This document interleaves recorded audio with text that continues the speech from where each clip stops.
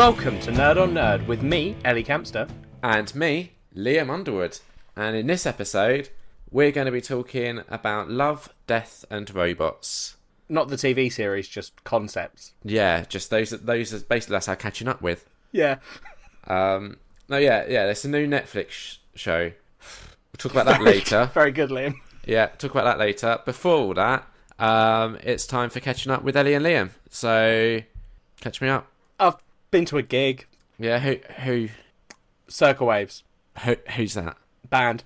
Never heard of them. What's the song that I would have known? They do T-shirt weather. You would probably know a few of their songs because they get like some on adverts airplay. And stuff. I feel like one of the songs definitely was on an advert or commercials. I don't know them super well.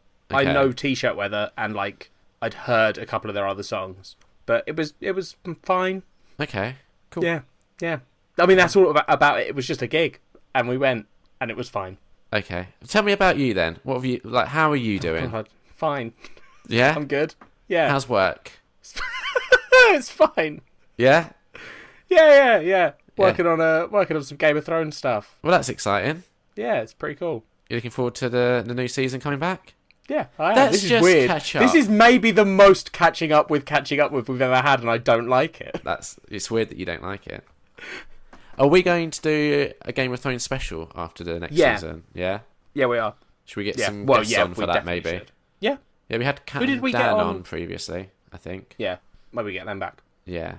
Although, didn't Sam moan at you because he wanted to talk about it? I vaguely remember one of your friends got the arse. Yeah, sure. We'll get all my friends on. Brilliant. WrestleMania this weekend as well.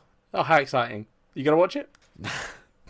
Didn't think so. The thing is, right, like, I'm actually interested in it this year, which is why I think it was last year that we did it because we had Sam on and he wanted to do it for his culture swap. And I had zero interest in it, but, I watched all 3 hours.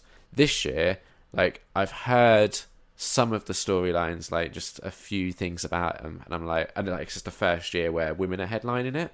Yeah. So I'm like, this year I would have actually been up for watching it, but not enough to, like, pay for it. Yeah, pay for it and watch it off my own back, sort of thing. Yeah. How are you doing, like, health-wise? Because I know you were doing, like, eating better and all this sort of stuff. This feels like you're trying to, like, I don't know, this almost feels like the start to an intervention. Like, I've just noticed, you look really ill. And, like, Kat comes in and she sort of sits down and she's like, we need to have a little chat. And then your parents come in. You were doing the Slimming World stuff, right? Yeah, I'm sort of still on a diet. Yeah, how's that? Like, I'm just trying to eat healthier. Yeah. Are you finding that now that you've been doing it for a while, it's getting easier, or do you still get, like, cravings and stuff? I still get cravings and I eat a lot of unhealthy shit. Oh, okay. Fair enough. What about exercise? It's not great. No, fuck exercise. Well, it's getting to summer now, and you know what that means? It means I'm going to start walking the 3 miles that I usually walk. No, it means that I'm going to start saying, let's do stuff. Oh, yeah, good. Yeah, so have a think about what you want to do. Nothing. Well, no, that's not an option, is it? Come on. I want to go camping, but you refuse. I've never refused. I've agreed You always... How dare you? No. How very dare you say you've never refused? Okay. In the last, 6 months, I've always agreed, but the caveat is you have to organise it, because I know that it won't happen. Okay, I'll organise it. But, yeah. I still want to do more bike riding. No, I'm alright. No, not up for bike riding? No. What about Segway? I've been on a bike ride with you, and you said, Segway? Yeah. That's not... I thought the whole point was you wanted to be active. Yeah, I do, but you just said no to bike ride. Yeah, but there's other things. It's not just bike rides or Segways. Go on, then. Walks! Yeah, but they're so boring. So is bike riding. Nah, bike riding is fun when you get, like a hill that goes down. Oh, you're such a fucking child. You can't disagree that that's not fun. It's not my idea of fun, no. No, but you're going down a hill on a bike. Jesus. What about, like, canoeing or kayaking? Yeah, I'm up for kayaking. Yeah? Yeah. Fun. We've got to look if there's anywhere, like, in between us. Now that me and Kat have moved closer, yeah, it'd be nice if there was somewhere... Because there's a place near here, but I think when I suggested it to you last time, you said you didn't want to go, which was Go Ape. Oh, yeah. Go Ape's for, like, kids, isn't it? No. It's not. It's like, what's it called? Like zip wires and stuff through trees and all that sort of thing. I mean, I'm not a massive fan of climbing. Like, I'm weird in that I don't have a fear of heights. I'm fine being up high. But climbing up to high things freaks me out. And I don't know why. Okay. when you say climbing, do you mean like stairs or like actual climbing? Like if you had to walk up like a ramp or like a stairway. No, I could walk up a ramp to get to a high place. That's fine. But like literally like scaling a wall or like climbing a rope, anything that feels unstable. I'm not a fan of like rickety ladders and stuff. They freak me out. Okay, so if I'll look into go wait, but if it is all like stairs and stuff to get up, that's an option. And then it's like walkways. I mean, also, stuff. I don't know if I want to go ziplining because then I'm going to have the inevitable embarrassment of you being like, oh, let's go ziplining, and you get on a zipline and they send you off on your merry little way, and then they look at me and they go, nah, love, sorry. It's got a weight limit. What? I don't think you're that big. To be fair. I know you mentioned before about like outdoor laser tag. Yeah, but I don't know where that exists other than the one place I did it, and that was on the Isle of Wight. Oh, that's a bit of a... Let's do airsoft. What's that? It's like paintballing, but instead of firing paintballs, you fire these like BBs, effectively. That sounds painful. No, so's paintballing. Yeah, but I didn't suggest paintballing. Sorry, outdoor laser tag. What I meant to say is let's do airsoft and failing that paintballing.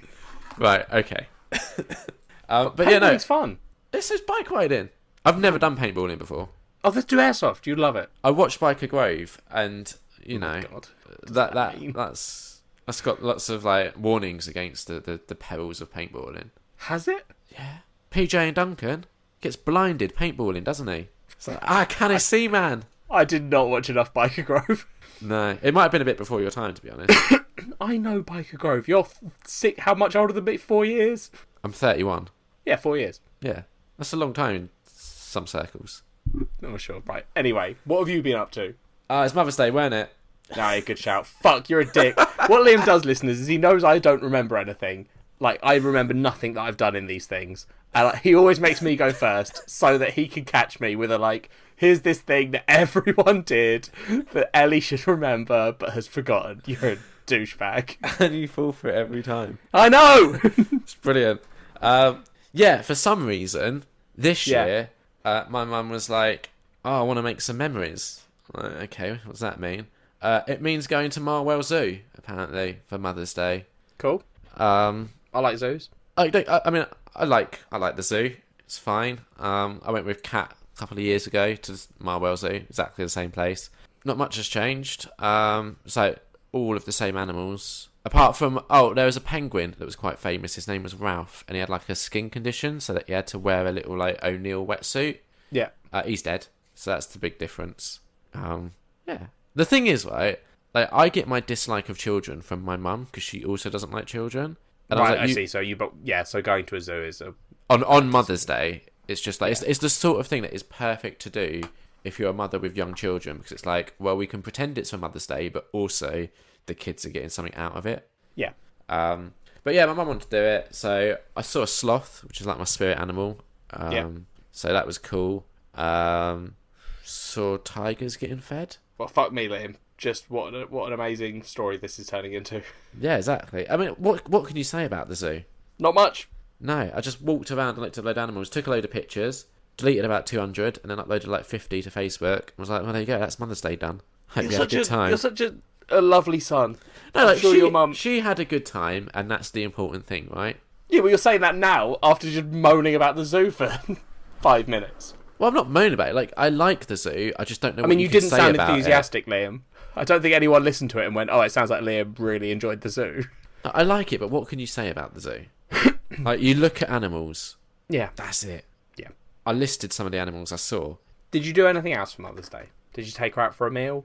Well, no, we ate at the zoo, so it was like I had a sausage ring just because I didn't know what it was, and what it is, it's like a Cumberland sausage that's in like a spiral that they just put in a burger.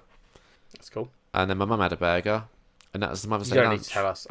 I didn't actually want to know like the specifics. No, that was Mother's Day lunch. That was it. Cool. Like the thing is, now that we've moved closer to her, I think the reason why she wanted to do the zoo is normally she would have come down and visited me wherever I was living, and I'd just taken her out somewhere nice there. Yeah, you're too lazy to go and visit your mum on Mother's Day. Yeah, exactly. But obviously, because she lives around here, she knows all the restaurants around here, so there's nothing that she wanted to go to that would be different. Sorry, just very quickly, you think your mum knows every restaurant near her? That's what she reckons. Right. She has a very active social life. Yep, every restaurant. Yep. Yep. It would be impossible. Literally, listeners, you don't believe this, but honestly, it would be impossible for her to find a restaurant near her she didn't know. Yeah. Sometimes, Liam, you're so full of shit. Your poor mum is just telling you this shit because she knows you don't want to put in any effort. So she's just I'm happy to take her to a restaurant. No, it's fine, Liam. Yeah, we'll eat at the zoo. Yeah, because I know all the restaurants. Why would I want my son to take me to a fancy restaurant? Let's have sausage rings. That sounds really exciting. I offered to take her to a nice restaurant and she said no. So, okay. I gave her the Mother's Day she wanted. She was happy, and I tolerated it. Lovely. Happy Mother's Day. Oh, we should point out, this is sort of relevant to catching up with, we fucked up. Did we? It was Mother's Day. Oh, yeah. Everyone was waiting. They were sitting there, they were like, episode of Nerd on Nerd's going to go up. They're going to be talking about some form of 50 Shades of Grey. And we fucked it right up. So what we're doing instead is we're waiting for American Mother's Day. Again. So we did the exact same thing last year. Yeah. So do we have any ideas what we're going to do for the Mother's Day special? I mean, if we can't think of anything else, then it's just 50 Shades Darker. Okay. So, cool. I don't know. Get thinking. Yeah. I don't want to watch another porn, really. That's the problem. I don't think we can. I think we've played that card. We have. And also, I don't think there is a porn sequel to it. I did look. Listeners, if you've got any ideas for a 50 Shades related thing we can do for American Mother's Day, let us know. I mean, technically, Twilight is related. No, the original concept for Twilight is related. Twilight itself isn't. If listeners suggest that Twilight is related, I'm not going to argue with our listeners. Oh, I will. So, there we go. This is why the listeners don't as like you. you. As the listeners know. I'm quite happy to argue with you, listeners. I like our listeners. So, yeah, that was my Mother's Day. How was yours? So do I. Fine. Memorable? I don't remember what I did. So wait, you're having a go at me and like how my poor mum gets like all this shit. You don't even remember what you did. I feel more sorry for your mum. What I did for Mother's Day, Liam, was I bought my mum a bouquet of flowers. Yeah. I said Happy Mother's Day. I bought her a card that said Happy Birthday, Dad. I think. Oh no, sorry, I got her a Happy Easter card. Just listeners, as you're listening to this, just compare which mother you think had the better Mother's Day. Okay. And then my nan and granddad came round. Yeah. And 3 generations of our family celebrated Mother's Day. Yeah. And we had a big family meal. What did you contribute to the meal? Nothing. It was a family meal. You could, but it was Mother's Day, so you could have cooked it. No, my sister decided to take on the cooking. I offered to help, but she said, I'm doing the cooking. She does not trust me in the kitchen. She's smart. It's unfair, because I have cooked. I used to cook for myself all the time. Yeah, okay. When I lived alone. Yeah. This is Liam, who can only cook chili, listeners. So don't let him. But just like he's calling me on bullying him for when I was in the same situation, the same applies. Liam cannot say the whole cooking thing as if I can't and he can. I can cook at least 4 meals, I reckon. Ones that you get out of a package, like a 4-person pie, don't are count. not cooking a meal. No, they don't. What about chicken? Sorry, what do you have with your chicken? Vegetables and potatoes. So it's just chicken and vegetables and potatoes. Yeah, no, I'm not going to count that. I'm not going to count you putting some chicken in the oven and then cooking some veg as cooking. That's just heating up some chicken. Is what you just described to me. I can make quesadillas, fajitas, nachos, I can do fajitas, tacos fajitas from scratch. Yeah. Not like the you get those boxes where it's got all the things you need in it. Not that, like actually make it. Yeah, that's easy. It's boring. I don't like it. Stir fry. That's just you putting stuff in a frying pan and whizzing it around for a little bit. Still cooking, isn't it? No. Yeah, it is. It's not. So let's talk about why Ellie is so hostile today then. I don't know. It's weird, isn't it? I'm picking up on it. Yeah. I'm aware it's happening. Yeah. But I don't know why. Might be that time of the month. Probably. Yeah. It is. This is the thing. I guess this is a sort of catching up with thing. It's the time of year, Liam. Yeah. Where my nose just randomly bleeds, and that's quite annoying. So maybe I'm just sort of annoyed. Okay, maybe. Like, I get a thing where every spring and autumn, my nose just decides to fountain blood. Yeah. Sporadically. It's fucking annoying. I think you've been here once, and it just started bleeding, and you're like, oh, I need to go and just sort this out for like 5 minutes.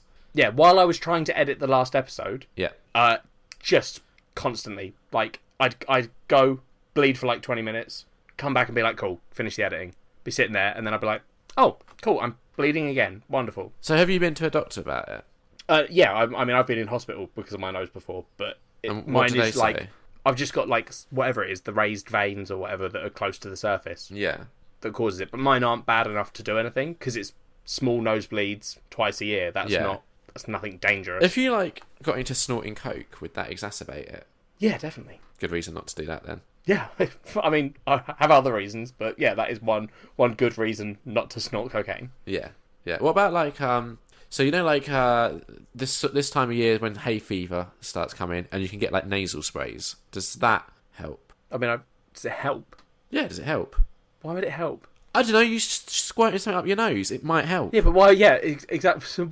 It's two completely irrelevant things. It's like, nosebleeds and hay fever. It's medicine for your nose. I'm just trying to help. There's different categories of medicine, Liam. You can't just use all medicines to cure everything. Oh, it'd be good if you could, though. It would be. Yeah. Anyway. So while Ellie is being very annoyed this episode, I'm coming from a place of nothing but love and helpfulness. Yeah, we'll see. We'll see what makes the edit. None of it. This is all gone. So hang on. Just back to Mother's Day, right? So you got your mum, an Easter card, and some flowers. Yep.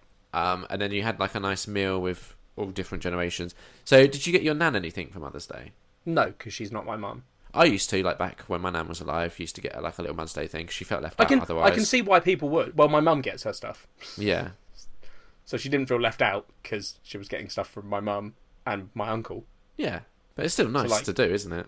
I mean, yeah, I can see why some people would, but no. My family does. You buy stuff for your mum on Mother's Day.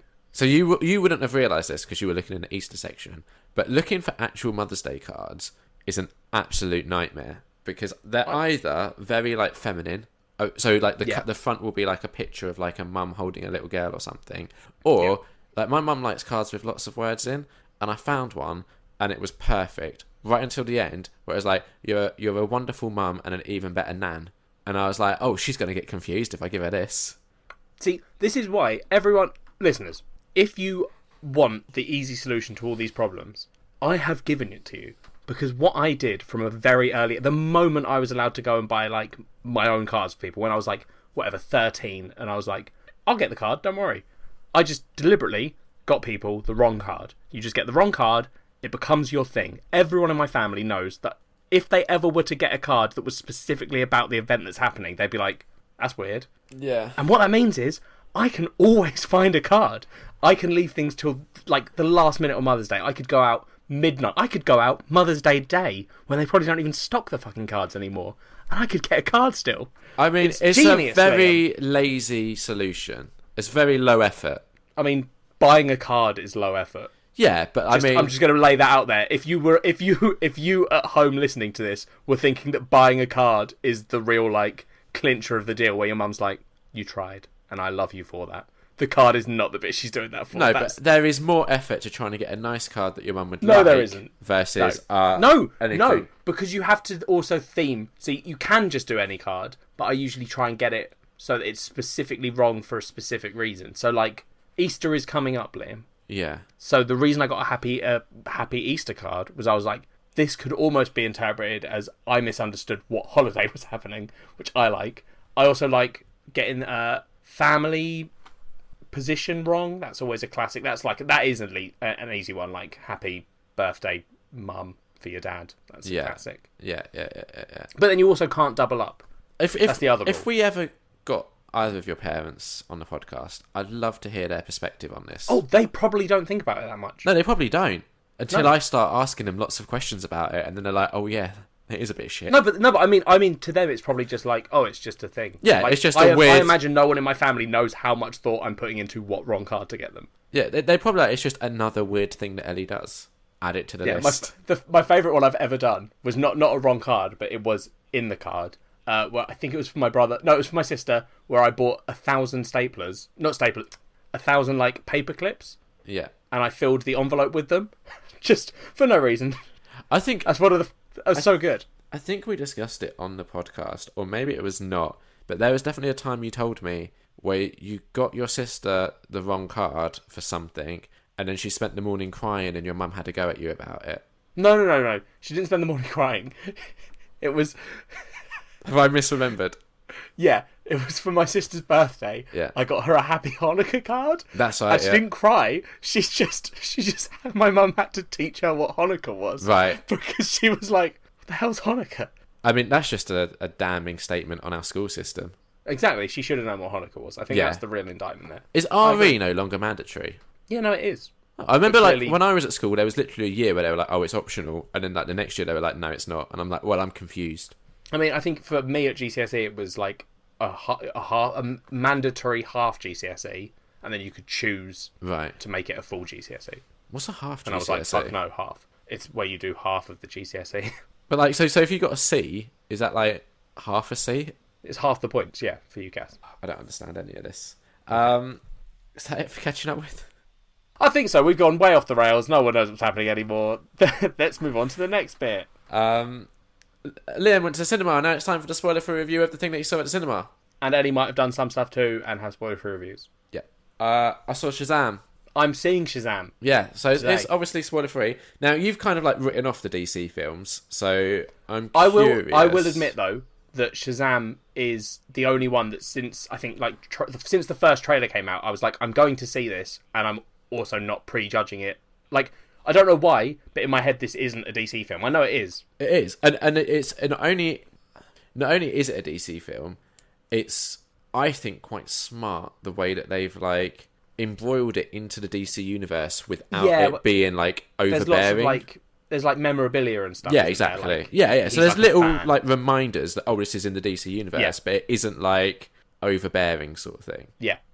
Which I think they handled that quite well, especially since there are like news reports that the DC universe is moving away from essentially trying to copy the Marvel template of having lots of crossovers and shared it's things. All very confusing because now DC they're not doing the big collaborative films, or they're probably going to avoid them. Yeah. It's sort of still in a connected universe, but also not, because some of the films won't be part of that universe, but some of them will be, but the ones that aren't going to make much reference to it, so it doesn't really matter anyway. So it's all a bit of a I think situation. it's just really obvious that they don't really know what they're doing.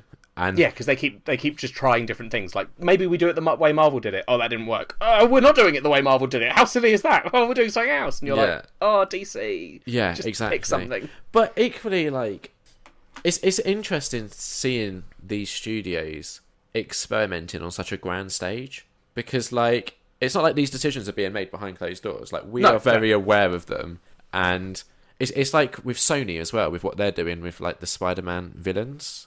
Like, you had the Venom one, which we both enjoyed. They're currently shooting, like, a Morbius film with Jared Leto in it. That's, I think, filming in London at the moment or something. Or Manchester, maybe. Somewhere in the UK. And it's interesting seeing these different studios going, oh, we want a piece of that pie. Yeah. How do we do it? But we don't want to put in the legwork that Marvel did. We don't want to take, like, 10 years. Yes. It is interesting. Yeah. So Shazam... Yeah. I think it's actually a shame that we won't get to see Shazam interacting with some of these other heroes, because I think it would have introduced a different tone. Like, for example, like, just take Justice League, for example. If you then throw Shazam into that, it would have just made it, I think, a more, I mean, depending how successfully they do it, a more interesting film tonally. It could have been awful. It could have not worked at all. I mean, it wouldn't have, because he'd have been one character in a giant array of characters that did not gel together particularly. There are talks that there's going to be a Black Adam movie. Yep, I've heard that as well. Have you heard who's playing Black Adam? I think I have, but I don't remember. It's The Rock, Dwayne Johnson. Oh, that's... Yes. No, yeah. That is right, yeah. So my hope is that we will get to see, like, a Shazam, Black Adam crossover type of thing coming up, which would be good. So the basic, like, spoiler-free plot for Shazam is just a kid gets these superpowers. When he says the word Shazam, he turns into, like, his peak self with powers, essentially.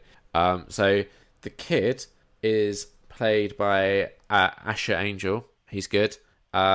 He's got a friend who you'd have seen in the trailers. Yep. Played by Dylan Grazer. And they both have, like, good chemistry on screen. And they're, like, believable kids, I feel like. Yeah. And then you've got Zachary Levi? Is he the guy that played Chuck Yeah. in Chuck. Yeah. He plays the superhero version of the kid, so Shazam. Yeah. Very good. And you've also got, the only other person I want to just call out, actually there's a couple. So you've got Cooper Andrews, who, do you remember Jerry in The Walking Dead from The Kingdom? He was like Ezekiel's Vaguely. right-hand man. Yeah, vaguely. Yeah. He's fantastic in it. You got John Glover, who played Lionel Luthor in Smallville. Oh, okay. He's got a small role, and it's just like, it's. I mean, I don't know if it was deliberate, but it almost feels like they're paying like superhero royalty sort of thing. Like, he is now a name in the superhero world because of that role. So let's give him a little tiny part of Shazam. I think you're maybe slightly marred by the fact that you were a big Smallville fan. Yeah, I was. So I imagine you're slightly seeing it through rose-tinted glasses. Oh, possibly. The only downside is Mark Strong played the villain, and Who's that? Mark Strong. Yeah. He was in Kingsman. He plays as the techie guy.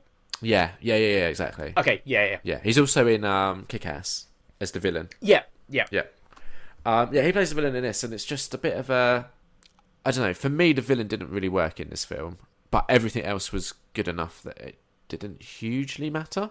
Cool. It was a good time. It was like a 3.5 out of 5. Like it's all over the place tonally. Like, there's comedy, there's little bits of horror elements, there's obviously like your superhero action stuff, and not quite as much as like Venom was really all over the place. And I just found myself really enjoying it. This isn't quite that extreme, but it's a bit messy, but that kind of works in its favour. I've seen people describe it as a bit like Deadpool light, which I think is a bit of an unfair comparison, but I think they're trying to kind of get at tonally. It's a bit like a toned down Deadpool. Oh, fair enough. Okay.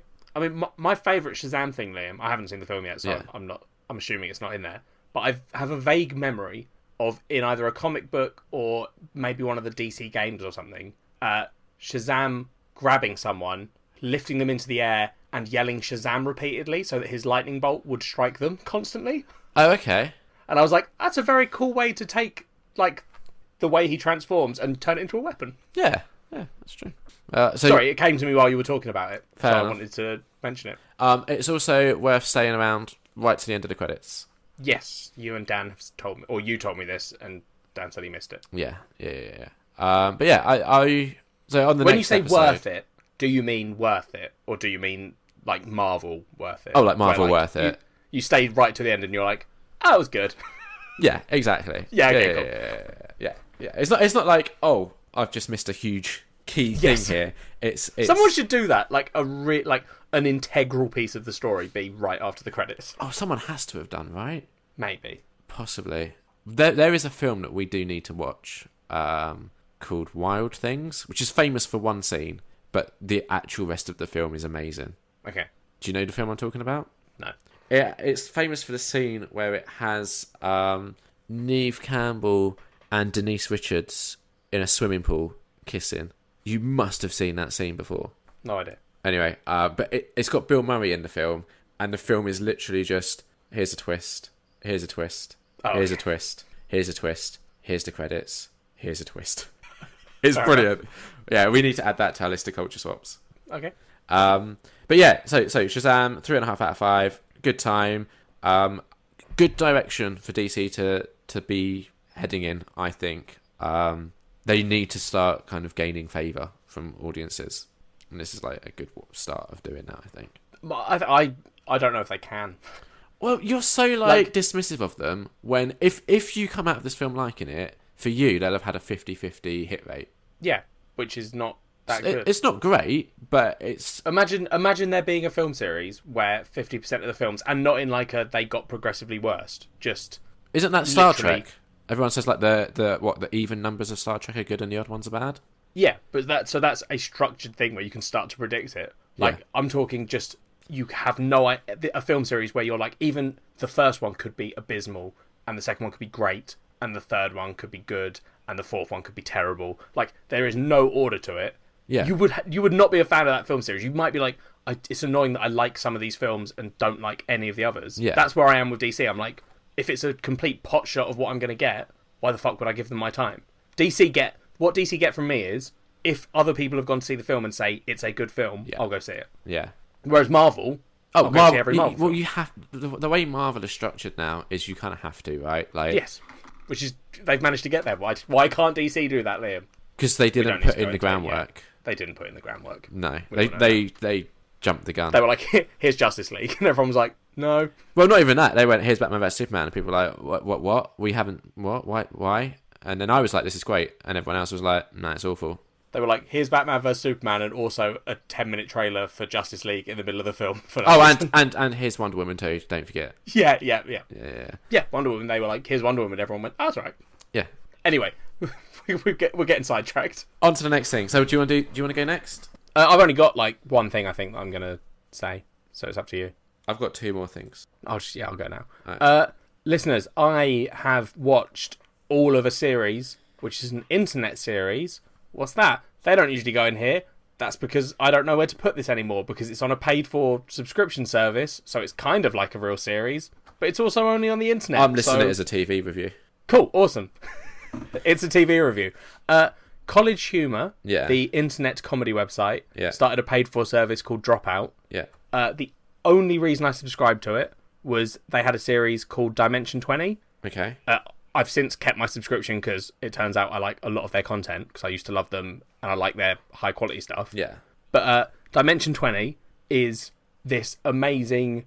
It's a tabletop RPG actual play series, so you're literally watching people play D&D effectively. Right. Yeah. Okay. Yeah.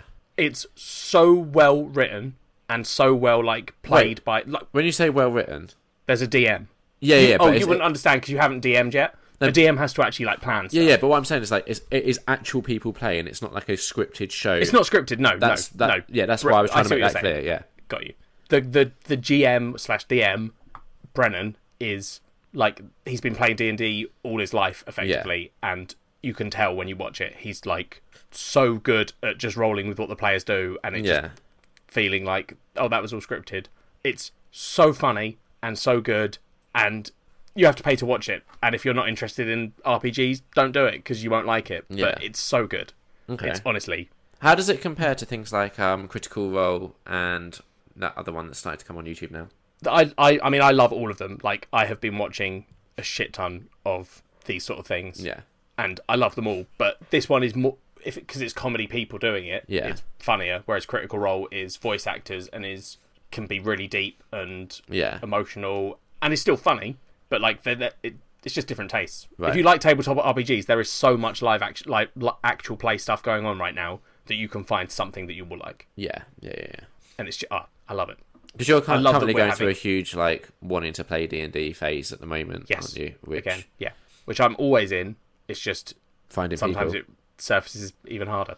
Well, I've offered to DM. We just need to get an actual group together. Yeah, once people have sorted out their moves and stuff. I'm aiming that at certain people that might be listening. Yeah, probably will be listening. Maybe we'll start again. Yeah, once that's all done. Yeah. I give it like a 4 out of 5. Cool. Is it like a season thing? So they've done season 1 and then there's going to be a break and then season 2. They've done season 1, which is its own unique story. Yeah. They're about to release. I think they're calling it like Side Quest or something, which is an in-between series that is also its own thing. It's not got anything to do with season 1, but it's a different cast, and that has got like Matthew Mercer, who is the DM for Critical Role. Yeah. Amy Vorpal, who's a pretty big name in the tabletop RPG community. Like, there's a bunch of big people playing it with him. Yeah. And then we're getting season 2 in the summer, I think, and that's also its own unique story. But I think a bunch of the original cast are then coming back for that. Okay. Cool. So it's literally, I'm just waiting. Every other day I go on there and I'm like, when is... I can't be bothered to look up when it comes out, so I'm just like, maybe it's out now. And then I log on and I'm like, no. Okay. I'll wait. Well, I'm looking forward to getting ours started once everyone's ready to do that. I've got ideas. I've started putting ideas together. Cool. Just need to get the character creation done. And we're definitely going to start by playing through a book, and then we're going to take it from there, I think. Have you picked one yet, without saying what it is, obviously? I've got some ideas, but I need to... I've got ones that I want it to be, but I want to go to a shop and have a look at the different books. And got you. So, yeah, that makes sense. Okay, I saw season 5 of Brooklyn Nine-Nine. Yes. I haven't watched it yet, but I love Brooklyn Nine-Nine, so I will at some point. Yeah, it's on Netflix now. It's well worth watching. The only thing that I'd say somewhat critical about it is it feels like, I don't know if something was going on behind the scenes or what was happening, but Chelsea Peretti, who plays Gina, is kind of absent for like the first few episodes. Like within the, what's the word? Like the context of the story, they say it's because she's like off having a kid or something, right? Got you. But it just feels like they didn't really know what to do with that character for most of this season. Oh, okay. That's a shame because I like her character. Exactly. Yeah. So that was a shame. But the thing I've noticed with Brooklyn Nine-Nine, and it's not a criticism, it's just the way they seem to structure it, is they will end a season with like an actual storyline. So they'll have like 2 or 3 episodes that have an arcing plot.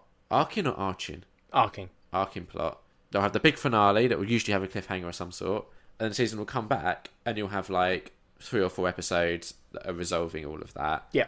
Then you have like a huge chunk in the middle where it's just like one-off random things that don't really have much like bearing episode to episode. And you get to the end of the season and we've got like 3 episodes of a plot starting to build up again. And I don't mind it, but a part of me kind of would like there to be a bit more of a like current that was flowing through every single episode instead of it being a bit like, you know. I mean, season 1 has that. Yeah. Because it's got the running, like, him trying to hook up with what's-her-face. Yeah, and you do have, like, elements like that. Yeah. It's just, like, they're normally... The best way, I think, to describe it is they're normally character development things, not so much, like, story. Development. Yeah, no, that makes sense. And obviously the character development stuff is good. Rosa has some really good character development in this season that feels like the start of something interesting. Feels like there's still more room to develop there. But yeah, if you like, you know, season 5 ain't the best place to just jump in and start watching it. No, that's fair. So if you're a fan of the last 4 seasons, there's plenty here to keep you happy. It's just a shame they don't quite know what to do with Gina, it feels to me. Fair enough. So 3.5 out of 5. Fair enough. And then, next TV show, we used to do specials on this. Then Ellie understandably gave up on it. Yep. And then sort of thought I hadn't given up on it for a while, and recently have come to the conclusion that no, I definitely have given up on it.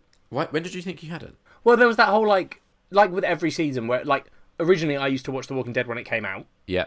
Like, at the end of a season so I could binge watch it. And then, like, I sort of would watch them for the special, I think. Yeah. Maybe the first year we did it, I was like, oh no, I'll get it watched for the special, and did. And then it sort of got to a point where I was like, I'll try and watch it as soon as it's out, and like week by we've got week. A special coming, and we'll do it later and whatever, but it's fine. And then, like, there's always been this running thing of, like, I'm going to watch this season at some point. Yeah. But this is the season where I've been saying, like, oh, I probably will watch it at some point. And then we got to sort of the other week and I went, no, I don't think I will, actually.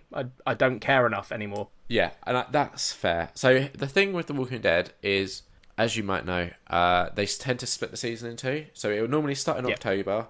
You'll get 8 episodes, then they'll have a gap, then it comes back in February, and then you get the last 8 episodes. You have 16 episodes a season. That's how seasons work. Yep. We watched the first half of the season week by week. So like every Monday when it came out, we'd watch it. It was not great. Liam looks sad, listeners. Yeah. Just to let you know. Hopefully I sound sad too, because it was not great. They've done like time jumps, and then so I think they started the season with a time jump of like a year. Then they had like 4 episodes or something, or 5 episodes. Then so something happens with the main character, and the way that that's handled is just so bad. Like, it is awful. And then we have like another time jump of like 5 years. Yeah. Which is like the most significant time jump we've had. And it's just... How do they deal with characters getting older? Because a 5-year time jump... Oh, they give them new haircuts.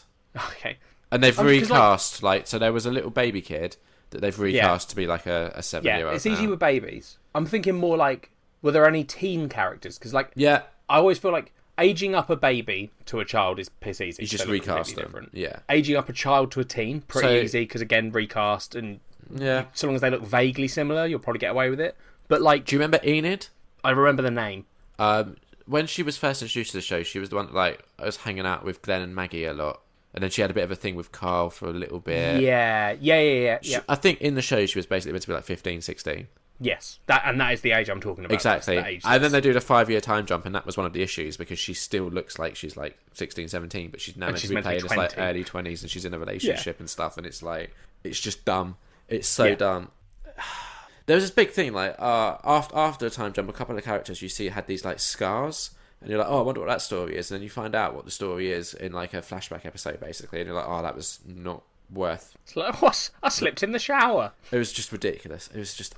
The thing is, I know that I'm kind of unfair to this because I'm coming as a fan of the comics, although even the comics have started massively slipping in the last year. Yeah. But there was a storyline I was really excited to see them do, and they've had to then also like fold in this like 5-year time jump into the storyline where now the storyline just makes a whole lot less sense, it being 5 years into this world. And the problem is, for me, peak Walking Dead, when it was at its greatest, was, I think it was the season 6 finale and the season 7 opener. I'm assuming that's the big one. The one that everyone would probably say that's the most incredible and upsetting Walking Dead moment. Because so it is that episode, but not everyone said that. That episode got a whole load of backlash for people saying it was too violent, The Walking Dead had gone too far. Yeah. I do remember that. Yeah. So they have very obviously taken a step, like a huge step back from that sort of thing, to try and appease as many people as possible, and it doesn't work. Especially for me, where I'm like, this is when Walking Dead is at its best. Yeah. And like a lot of people hated the cliffhanger of that season finale, and I thought it was genius. And there was another moment in the season where you could have ended it like that with a cliffhanger. That again, I would have been like, oh, that's genius. But I think because they're so like afraid of upsetting people, they haven't, and it just, the way they handled that whole thing that could have been a cliffhanger, to me just feels like they really just dropped the ball, and they could have done something really bold and daring. And what was annoying is the way the story is positioned, it was set up to be very shocking, and then characters do things that make absolutely zero sense within the context of the show, and you're like, why have you done this? It doesn't. It's just so like, it's so frustrating. The only good thing is, so like I said, we watched the first half like week by week. The second half of this season, we waited until the penultimate episode, and then we just binged everything, caught up with it, and then just watched the last episode as it came out. And that was 100% a better way of watching it, because when you're watching it like week on week, and you wait all week and you get an episode that's not very good, and you wait all week and you get another episode that's not very good, that's annoying. But if you're watching like 3 episodes a night and you get 2 bad episodes but 1 good one, you can kind of like tolerate that a bit easier. Yeah. I think it's just like, I feel like the issue they've got is they're probably losing audience, and have been, I'd imagine, for a few seasons now, at least. Yeah. That they've been, and I feel from what I've been seeing and hearing, I feel like they're starting to almost hemorrhage audience. Like, it's dropping off drastically. So like, I get what you're saying about the cliffhanger being like a good place to end it, but I imagine that even if they had wanted to, it would have lost them even more people, because you'd have had some people like you being like, oh, what a genius way to end it. But I feel like they've lost so much credit with their fan base that people would just go, oh, okay, you're just doing that again to try and get us to come back and watch it, I'm done. So, I think like, they're in a bad situation, and by that I mean they aren't in a bad situation. There's an easy solution. They end the series, because they should. But how? Because what we're inevitably going to get is a fucking ending where a studio cancels it. No one's going to be satisfied, and everyone will remember Walking Dead as a series that started really strong, had some strong moments, and then just petered out and died. Well, the problem as well... And then it won't be The Walking Dead, Liam. It'll be The Dead. Very good. The problem as well is they're trying to expand it. So, like, they're doing, like, these like, made-for-TV movies that are gonna... And it's just, like... I think they shouldn't be trying to do that. No, they should be letting The Walking Dead, at least in its, like, TV form. Like, I don't know about the comics. They can do whatever they want. But at least in the TV and, like, sort of visual media... just TV film. End it. Just let it go. Yeah, I don't know how you would satisfyingly end a show like this, but that's always been something. Everyone dies. It's not a satisfying ending, though, is it? No, but it's a thematically good ending. Would be like, finally, this whole thing that they've been fighting to deal with the whole time. The whole of Walking Dead is like, look how bad this world is. Like, something good happens and then we have it ripped away from us. So you make the final season, like, everything good we've been building up is ripped away from us. Like, but by what? Zombies. Finally, instead because I know they've stopped doing like zombies destroying everything. Well, to make it like, oh, there's a herd and it's the biggest herd that's ever been seen, and they just wipe us all out. Yeah, I mean, I wouldn't be sad if they. So, two things. I wouldn't be sad, but there is one thing now that they kind of have potentially set up that I would like to see play out. But for it to play out satisfyingly, it's going to take a couple of years. Otherwise, it would just feel rushed. Jesus. Yeah, exactly. That's the problem, right? Yeah. So, because that's insane. Yeah. And this is just complete like fan theorying here as well. I don't think they're necessarily setting up to do this. It's just if they wanted to, they could. There's a small chance that in 2 years there might be a small payoff for you. Yeah, exactly. But I know it's getting another season. They've already said they're getting a season 10. But wonderful. They should. I mean, if they're not going to have the conviction to be bold with their storytelling anymore, don't bother. Because all you're doing now is just it's basically becoming a soap that has zombies in the background with characters that aren't really made for soap scenarios. So it's just, 2 out of 5. How the mighty have fallen. Housekeeping. Let's keep the house. Should we keep it or should we put it up for sale? Oh god, I hate that you're trying to add more to the end of this. Honestly, I forget you do it, then you start talking, and I hate it every single time. So tell me what people have been saying. Liam, read me what the listeners have been saying about us. I'm not going to sell the house. I'm going to keep it. Do I mind that one? I don't hate that one.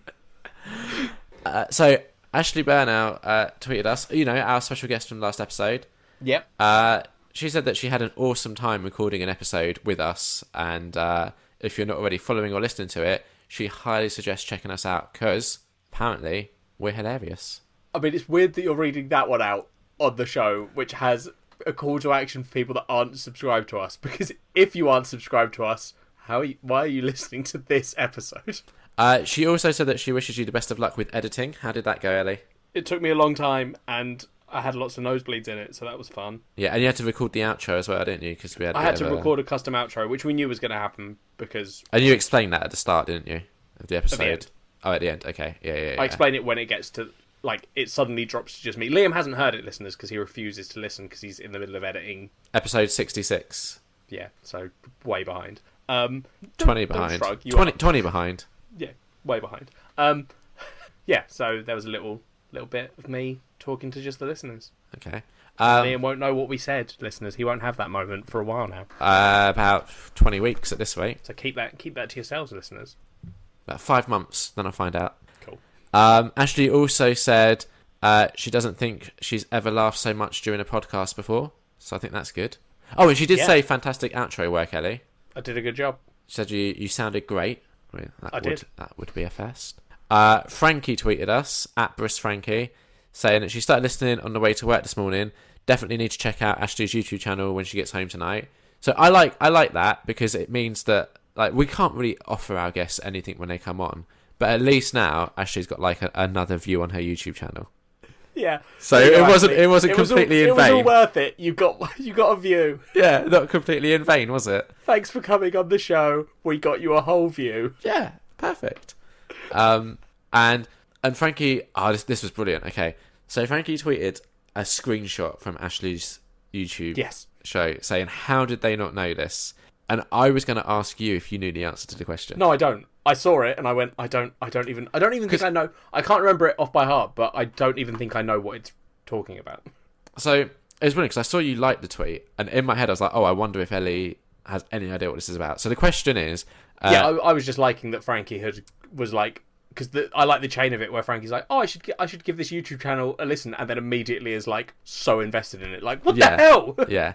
So the question is, Gerard McMahon's song "Cry Little Sister" was the theme for which cult film? I don't know what the song is. Sing it to me, Liam. I can't sing. It's a good song though. But try. Just try. I'd rather just not. Try. Just read me. Say some of the lyrics. Say some of the lyrics in not a singing voice. Cry Little Sister. Say more of it than that. And I think the lyrics are something like "Thou shalt not weep," something like that. Okay. It's sung in a very orchestral tone as well, which is why I'm really not going to try singing it. Okay. What is it from, Liam? Hang on, let me just get the lyrics. Well, see, now I feel like you're cheating. Maybe you didn't know and you're Googling. So. No, I know what film it's from. Oh, it's not. Sure it's you not. Do, Liam. It's sure not you do. Thou... As you just Googled the lyrics. I've Googled quite a little sis lyrics. That hasn't brought up what the film is. Anyway, it's not Thou Shalt Not Weep. It's Thou Shalt Not Fall. Oh. So it's close. Oh, I don't fucking know. I thought you were doing it in like a. So now you know what it is. Oh no, it's from the film The Lost Boys. Oh, okay. I've seen Lost Boys once. It's a good film. Yeah, it's a good film. And Frankie said that she wouldn't mind if we brought a game to the podcast, but I don't think you would like having to edit a game on top of this. No, I mean it depends on what the game. Like if it was a game that we would just, I'm not going to edit like a game show. No, like how I don't know how we would do a game just the two of us. No, I don't know how that would work. So yeah. So Amanda tweeted and said she just started listening and she was totally yelling out Dirty Dancing and singing Hungry Eyes because Ashley gave us that little like trial question. Yep, I remember. And also Amanda said that Ellie called her broken, which she feels like is a rite of passage, and wanted to know if we could make t-shirts. It is. I was tempted to edit that bit out because I'm aware that would have a negative connotation, right? But here's the thing.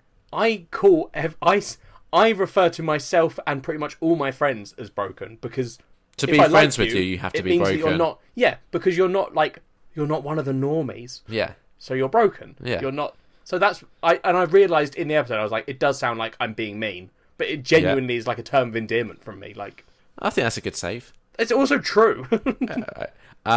Also, you might want to have a little go at Amanda again here because she said, I feel like I should add once again that I love your long episodes. I'm not having a go at Amanda about that. I'm having a go at you when you try to use when you use Amanda saying one thing, you're like, well, we have to do it then. Also, I laid out my counterpoint to that in that tweet. Yeah. I replied to it. And so did I. But the thing is... Yeah, right, so you're saying no. I'm fine with doing longer episodes, listeners. Go look at that tweet if you want to see my response. Yeah. I'll do longer episodes.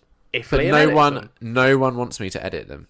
That's the issue. We're not doing longer episodes. The thing is, our fans... We so far have never had negative feedback about a long episode.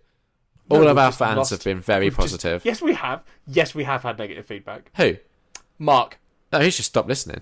But very early on, we did a long episode, and Mark said, I don't like the long episodes. Yeah, I remember that. But now he's stopped listening, so he's not a listener.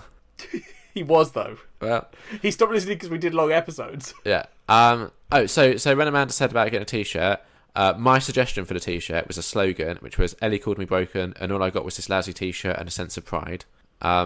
Amanda said that she'd totally wear that, but maybe more like, Ellie called me broken, now I'm an official nerd. Yep. And Amanda also said maybe this is an opportunity to name your fans, because we had like the elephants for a while, but that was more what I called your fans, not what the official term was. So Amanda suggested the Broken Crew or the Brokies. I said My Little Brokies has a ring to it. I do like My Little Brokies. I like My Little Brokies because it works on so many levels for me. I love it. It's a horrible thing to be called. It sounds like My Little Ponies, and when I say it out loud, it makes the relationship between me and the Ellie fans really creepy. When I'm like, yeah, all My Little Brokies. Yeah. Okay. So I think we've got it then. Yeah, done. Anyone that is specific. I mean, let's be honest. All our listeners are fans of both of us. So you're all My Little Brokies, and you're all Liamettes. Yeah, I believe that's what you termed them. I don't think I termed them that. I don't think I did. I prefer Liam Lings to Liamettes, but I think Liamettes... Yeah, but I think... Liam Lings. Yeah. Liam Lings and My Little Brokies. Lovely. There we go. Both of those have a weird, almost like, ownership quality to them, don't they? Yeah, it's really creepy. Yeah, good. That's what we do best. Alright, this has been a productive housekeeping. Amanda's also currently recovering from surgery, and she listened to Nerd on Nerd as part of her recovery, because we are helpful when it comes to that sort of thing. We're glad to hear that your surgery all went okay, Amanda. Yes. And you're feeling better. And that we're helping you on your road to recovery.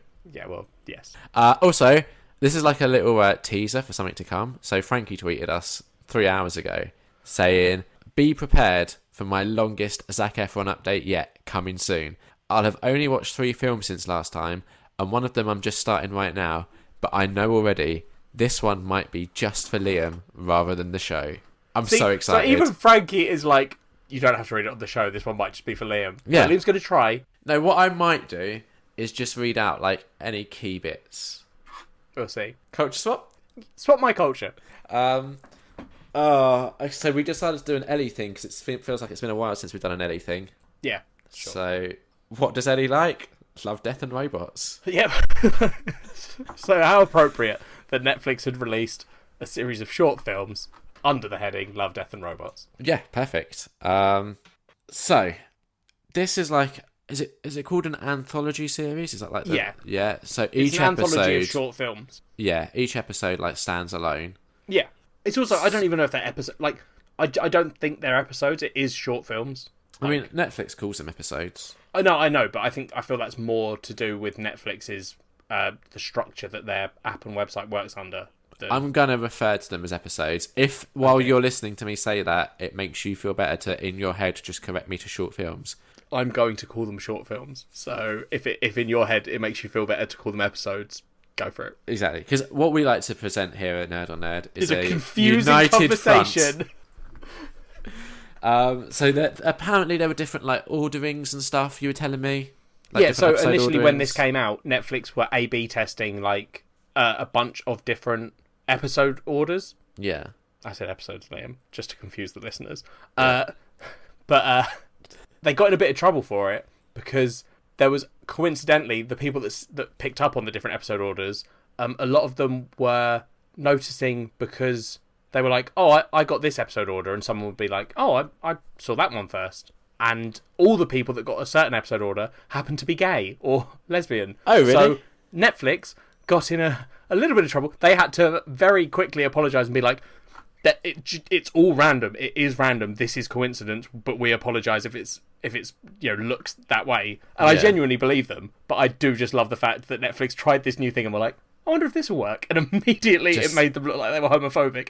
Also, just the idea that I don't even know what it would be, because that was part of it as well, with people being like, what does it mean that I'm gay and saw it in this order? What are you trying to like?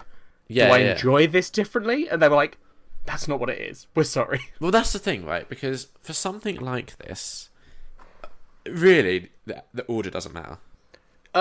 It does. Really? Because you're watching it in... Yeah. If you saw the... Right. So if you saw the worst episode first, right? But that's so subjective. No, I know. I know. But if you saw an episode that was weaker than the others, right? Yeah. As your first episode, you are less likely to be invaded.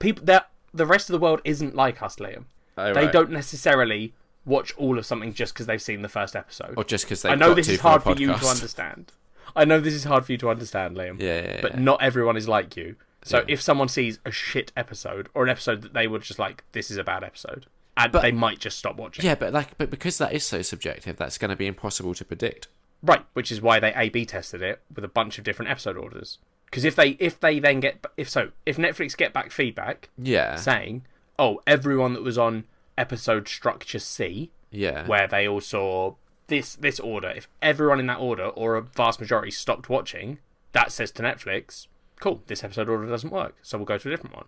That's why they do that sort of thing. It's all data, mate. Yeah, like I kind of get it, yeah. Yeah. But it's dumb.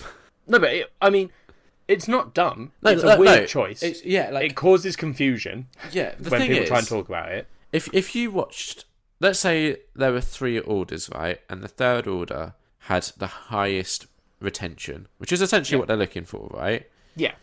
That to me just means, oh, these are the episodes that like these first few episodes are the ones that have the most appeal, right? No. Again, everyone isn't like you. If a series gets bad halfway through, people will stop watching. Think about Kat, who has just recently stopped watching. What was it? Umbrella Academy. Yeah. After 2 episodes.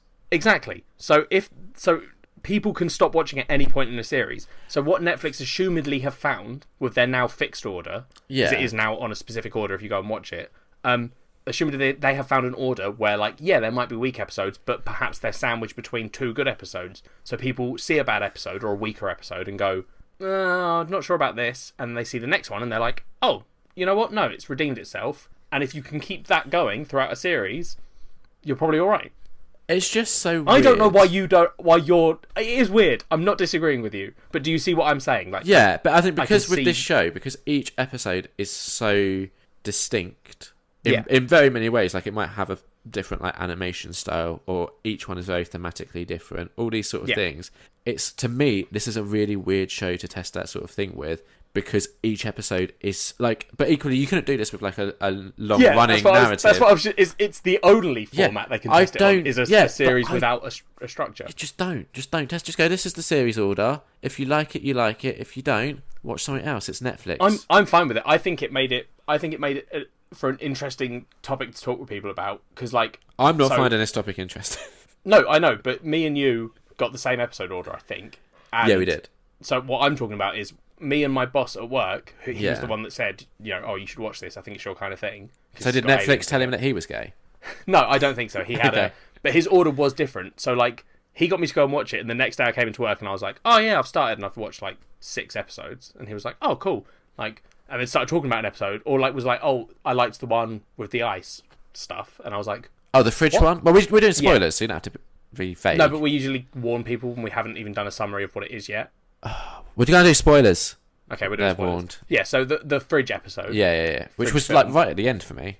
Yeah, it's right at the end in the current order. Yeah. But he saw it really early. I don't know if it was the first one he saw or the second, but I was like, I haven't seen that. I almost felt that would be a good introduction to this, because it's not throwing you like straight in the deep end. You've still got live action, you've got some animation, but it's also the most different visually in that it's live action. So it also, because he was like, oh, there are some live action episodes, and then when he finished the series, he was like, no, there's just one. Yeah. So I can see why that order didn't stick as the main order. Yeah. But like, I just think it's an interesting. I think if they had left it as random orders, I think that would have been quite a cool thing to do, in terms of like, everyone would then be like, I don't know, you could almost not read into it, but be like, what order did you get? That's like an interesting order, and like, oh, it's cool that you saw this one first. Yeah. And then this one. One thing that I would have liked, and we can discuss this later, I don't think you all agree necessarily. I would have liked, maybe not every episode, but a couple of the episodes maybe, to have some sort of connection to each other. Not necessarily like obvious, but like a background character or a location, something like that. Yeah, but that's not what an anthology of short stories is about. It depends on the anthology of short stories. I guess, if you were doing Gork and Mork, is it? There's a novel I've read that is all short stories. Oh, like The Witcher. The Witcher, the like first book, I think, is short stories, or maybe not the first book. One of the books is short stories that are all about Geralt, but they don't tie together, except for the fact that Geralt is in it. Yeah. Or like But then, but that's not what the point of this was. This is like an anthology. No, yeah, I get that. I just like, for me, I like it when things have those little like random connections, and it could be so subtle that, like, for all I know, this could have that, and I just missed it. Like, it doesn't have to be obvious, but yeah, I would have liked that. Is all I'm saying. Yeah, but you're weird. Yes. Yeah, our listeners know that. I know. All right, so to discuss this, we're going to go through and just talk about it episode by episode, right? It's the only way to really do it. Yeah, because it is a series of short films. Like, I think we'll give the whole thing a rating, and we don't necessarily have to rate each individual thing. Yeah, no, I agree with that. Yeah, we'll rate it overall. But like, there are definitely stories in this that I was like, oh, I didn't super enjoy that one. I thought it was a bit weak. So it'd be unfair to jade the good ones with the bad one. Yeah, exactly. So that's why we're going to talk about each one, and because they are all standalone. I don't know how else you would talk about the show, in all honesty. No. It would be weird to try and talk about it as a whole thing. Yeah. I really liked the fridge people and also the giant monster alien. Yeah.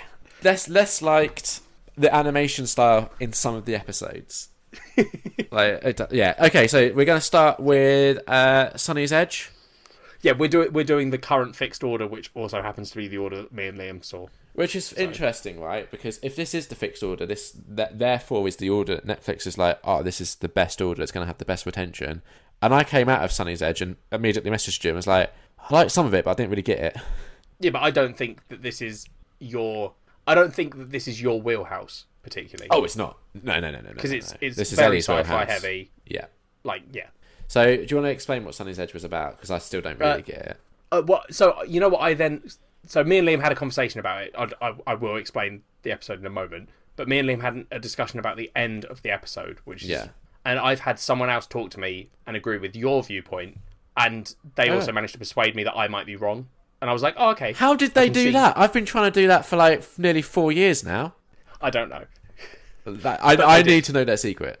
I don't even know if it's a convincing that I was wrong thing, because I wasn't like adamant that my interpretation was correct. Yeah, I mean, I don't remember what mine is. You were like, I don't. So basically, Sunny's Edge is they're in a futuristic universe where you see Sunny, who is this like scarred up girl. Yeah. Her two teammates. They're going into this big like arena. Basically, they're entering into this monster fighting league where these big, giant, genetically enhanced monsters battle it out for money. Yeah, and so a weird, creepy guy starts off by approaching her and asking her a load of stuff, which sets up exposition for how she got her scars. But also, what did the creepy guy want? The monster? No. So the guy that like runs the league or whatever. Yeah. He wanted Sunny to throw the match. Right. Okay. Cool. Yeah. Because he's basically he's somehow invested in the other monster. So he's like, yeah, cool. You throw the match. I'll give you however much money. Sorted. And Sunny and her team are like, no, that's not what we do. We're here to fight. Yeah. We're going to fight. Yeah. Okay. So you get that. Yeah. Then you get to watch the monster fight, which is, I loved it. I thought it was a really good intro to this series, because one of the things about this, I super love the graphics in this series. I think it's so impressive. Like, the quality of the visuals is mind-blowing, I think. Like, it's not real. Yeah. Obviously. Yeah. But I think it's very impressive what they've done. I agree to some extent. Okay. That's fair. Yeah, like, it is impressive, don't get me wrong, but there is a point, and not necessarily this episode, but some other episodes, where I'm watching it and I'm like, why? Like, you could have just filmed this and then just added special effects in. It doesn't have to be entirely CGI. Yeah, but if you... why not? But why? But that's... I guess, why not? Why would you put live action in? Well, why? Yeah, why would you make it CGI? It works both ways. Like, it's entirely a taste thing, right? Like, I think it's because it's thematic. Because this is all set in like this cyberpunky sort of future, or a lot of it is set in this future, and then a bunch of them are like. But if you're like, realities. I think the problem is if you're trying to make it look realistic, right? And there's definitely a couple where I think they're guilty of this. We are close. We are very, very close to having like computer generated people look realistic, but I still don't think we're quite there yet. In which case, if there isn't a real, like with this one, it makes sense. I get why with Sunny's Edge they've done CGI, but with some of the others, I'm just like, it doesn't matter that it's CGI. It's not important to it to be CGI. Just make it a person. Have it be an actor, an actress. But I disagree on the grounds that the only episode where like they're not going to use CGI on a person. So if you put live action people in every episode, right? So let's just say that. Let's say they're doing it as much as they can live action. The only episode where something that would require CGI being directly applied to that person would happen is the only episode in the anthology that is done with live action people. Every other episode, something happens to the character that they would need to do CGI, and I personally think that our reliance on using real people and then just CGIing a bunch of shit over the top of them is worse than being like, fuck it, we're going to make a computer generated, like, we're going to animate this entire thing. That's what I think it entirely comes down to taste. And for me, like, I would rather see a person with CGI enhancements than a complete CGI like person that doesn't quite look right, just because that's like the thematic thing. Like, that's just I would prefer something that it's easier to have the suspension of belief than something where I'm just looking at it going, oh, technically that's impressive. But you're also not a fan of animation. No, that's true. Well, some animation. Okay. I really like some of the animation. I can see why you wouldn't like it. Yeah, and that's why I'm saying it's like a taste thing. I thought it was cool, and I'm down for it. Fair enough. But anyway, so they then have this monster battle. Yeah. Where you get to see two cool monsters beat the shit out of each other. Which should have been all CGI. Yeah, that would have been weird if they tried to do live action people, like old school, like Godzilla. Yeah. Although I do kind of want to see that now. That would be quite cool. Yeah. Then Sunny doesn't throw the fight. She wins. But the way they control these monsters is you seem to have like these two pilots almost who are like brain linked to the monster. I didn't think that how the monsters were controlled was particularly clear, because the way it looked like Sunny was controlling it, it looked very telepathic, right? And I almost thought it would be like you have to concentrate to do it, but then the other guy is like yelling and trying to like put the other person off, so it doesn't seem like he is necessarily telepathically linked. I think he is telepathically linked to it, but there is a reason. Yeah, no, as you find out towards the end, that but Sunny is doing it a different way. Yeah, but I think the idea is that they are all brain controlling these creatures. Okay. At least to some extent, whether the thing has some autonomy. Yeah, that's what I'm saying. It's not particularly clear in what we see here. That's fair. Fight ends. Sunny wins, pulls it out of the bag. Then you get a scene of the celebration. Yeah. Sunny goes off by herself, and the creepy guy and his just the lady, right? First. No, I know, but it all sort of ties in as that guy is basically trying to get revenge almost on Sunny for not throwing the fight and fucking up this other monster by using his lady friend. Which is the first instance of, I think as we go through these episodes, we should point out something that you said that you wanted to discuss, which was how this was like a teenage boy's fantasy with the way it uses sex and stuff. Yeah, it's something that when I was watching it, I didn't pick up on for the reason that it's problematic. I picked up on it because I was on a fucking train and I was like, oh, cool. This show is now just showing me like CGI boobs everywhere. Yeah. For no reason. Not just boobs sometimes. Unnecessary. No. But it felt unnecessary when it was happening. Yeah. But since then, I have seen it pointed out that it's also massively problematic in the fact that a lot of the women in this show are just used as like a sexual object that's there to be sexy. Which this episode, I love Sunny's Edge. It is my favourite of the short stories. But it does fall into that trap for like a minute or two. Yeah. Which is annoying. Yeah. She has sort of seduced Sunny. Yeah. Then stabs her through the face with long extendable claw fingers. Yeah. And then you get like the most badass moment in my opinion, which is Sunny's just been stabbed through the head. The guy sort of walks in and is like, you tried to fuck me over, fuck you. And then graphically curb stomps her. Yeah. Like you watch her skull cave in. Yeah. Another reason they maybe couldn't do real people, because I imagine there's more censorship on if you're using real people and you curb stomp a head. Should there be? I don't know, but I'm just saying. I think they're probably. To be fair, I did say this is one of the ones where I'm like, I get them using CGI for it. No, I know. I'm just that wasn't me trying to disprove a point or anything. I was genuinely like, I wonder if part of it is that you can't show as much violence as with CGI, but I don't know. I don't know the rules. There are films that do. I mean, Drive sort of does. Irreversible, Irreversible really does. So yeah, fair. It's done. Maybe. But I think this. Even Walking Dead, but I think this is probably that moment of violence. I was like, oh, that is quite extreme. I wasn't expecting them to go that far with it, but ballsy. He curb stomps Sunny into the deck of this little room they're in, and then she gurgles like at a point where you're like, oh, she's dead. Yeah. She gurgles out, that's not enough. He's like, what? Then the speakers in the room are all like. Basically, there's been this established thing that Sunny was abused and sexually assaulted as a younger woman. Yeah. She's got all these scars over her body where they like. That was that awkward exposition that you had earlier. That I think I mentioned. Yeah. And then everyone says that's why she's so tough because she went through all this. Yeah. And then you get the computer speakers at the end saying, "Oh, everyone thinks that's why I'm tough. They think that's my edge, but my actual edge is that." That body that you've just beaten up is just a sack of meat.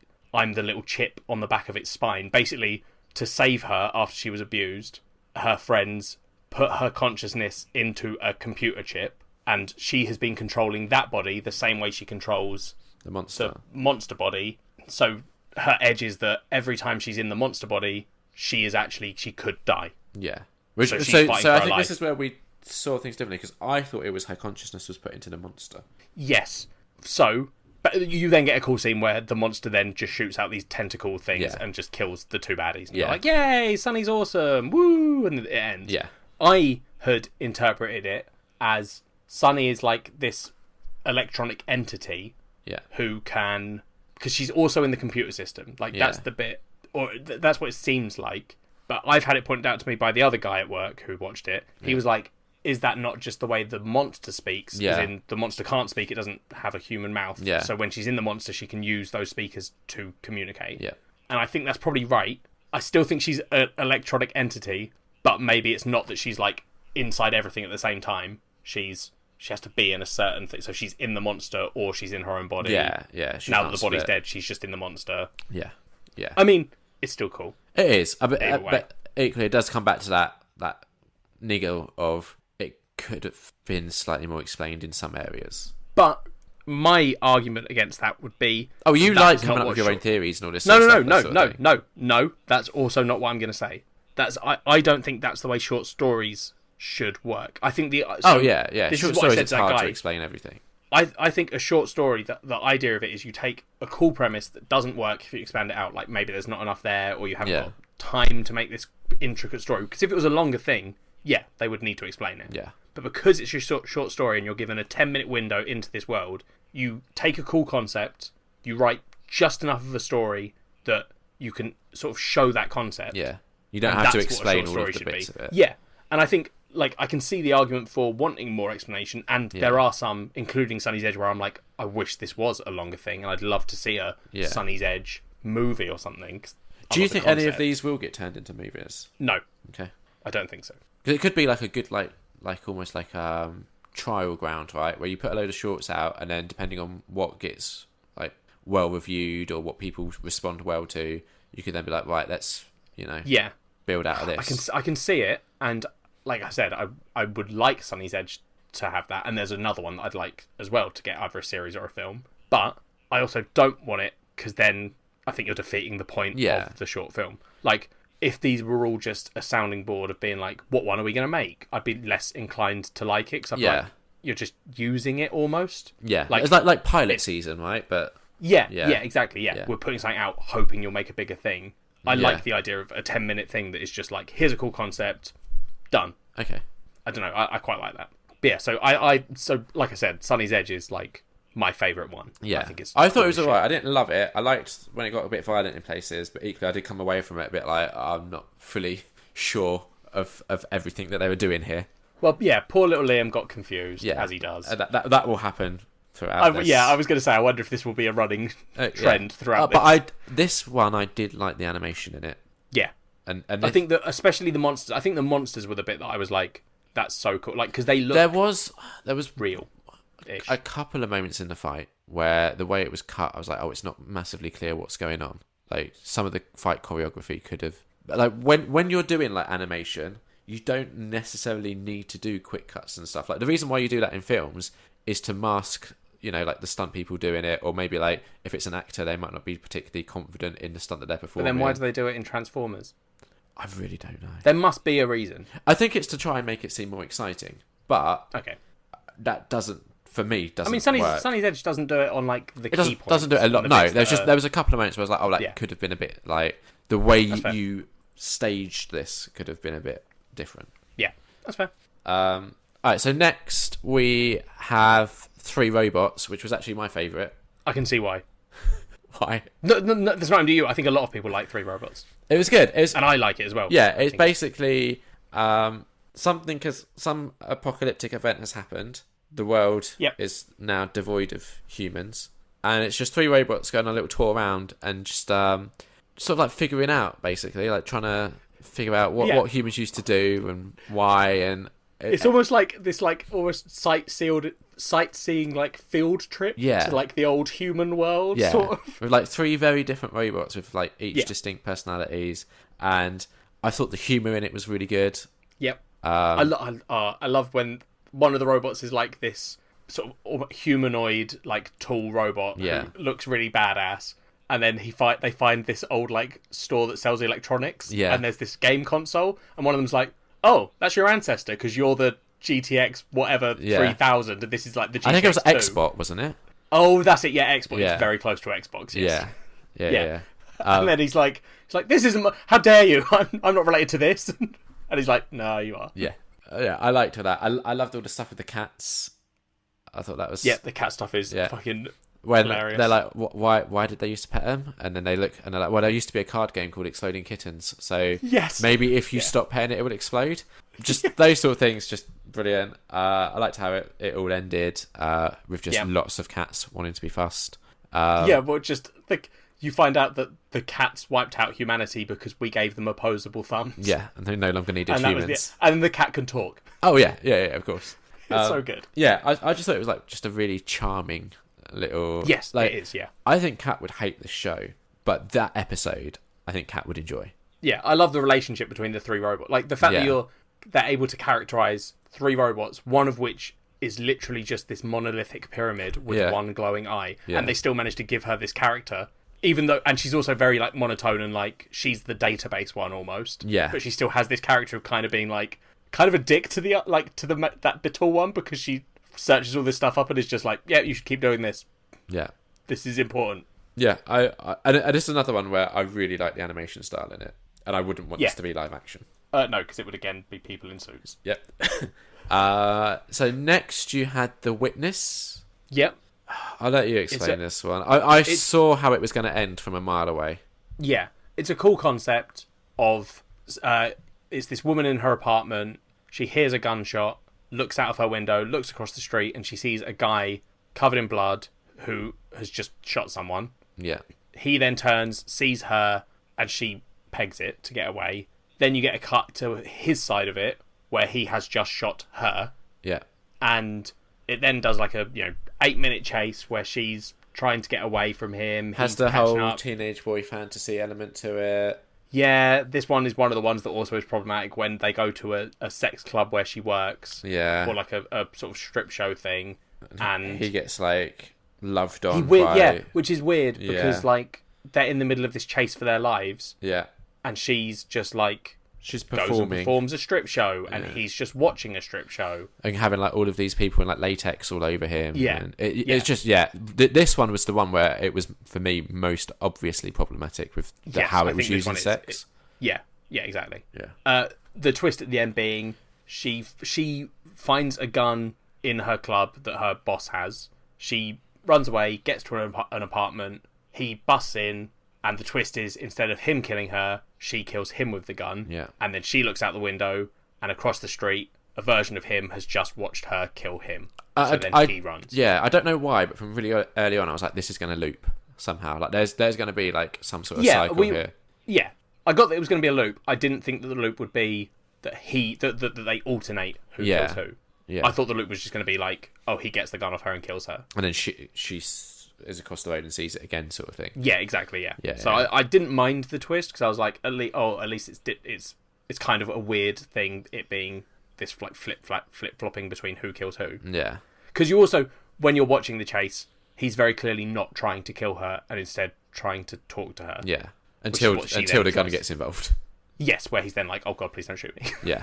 But even then, she points the gun at him and he's like, well, no, I just want to talk. Like, so I like the concept of them being stuck in this loop where the moment you realise what's going on, where she sees him, and then you're like, oh shit, we need to stop this loop, the other one just kills you. Yeah. And then they get stuck in it. So I thought it was interesting, but it's the most problematic one for the sexual stuff. And I didn't love the animation style in it either. No, I didn't. The animation was interesting. I liked the actual like look of it in terms of, what do you call it, like thematically, like it's this sort of dystopia cyberpunk. Yeah. Like the makeup's all very dramatic and I liked that. Yeah. But yeah. This is another one that I wouldn't say to do live action. I think most of the ones that I think that about are towards the like latter half of the season. Yeah, that's fair. But yeah, this one, I mean, for some reason they do animate her with her boobs out and you get to see her basically fully frontal naked. I think so, yeah. It's a bit weird. It's unnecessary. I think, do you see penis in this one? Can't remember. I can't remember which one you see penis in. I don't know if you see his penis in this one at one point. Or a penis at this one, maybe. In the orgy scene, perhaps. Possibly. I was just, this was one that I was just like, oh, okay, next. Yeah.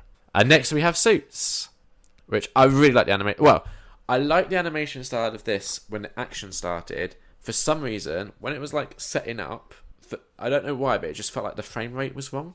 It felt very jerky. Okay. I didn't notice that. Yeah, once the actual action starts, it's less noticeable. But anytime it's like more talky, it felt weird.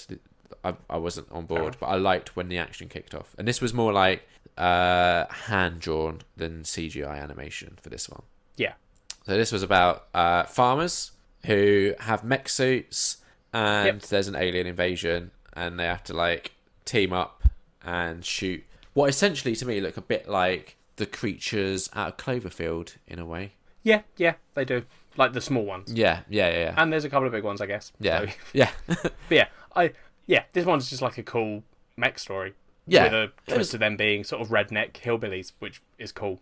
Yeah, it was alright. I didn't massively get the twist at the end. They're on a I think the way it sort of implies it at the beginning is these like portals are opening and aliens are coming from like another planet. Yeah. And the twist at the end is you see that actually the farmers are in this like biodome. Yeah.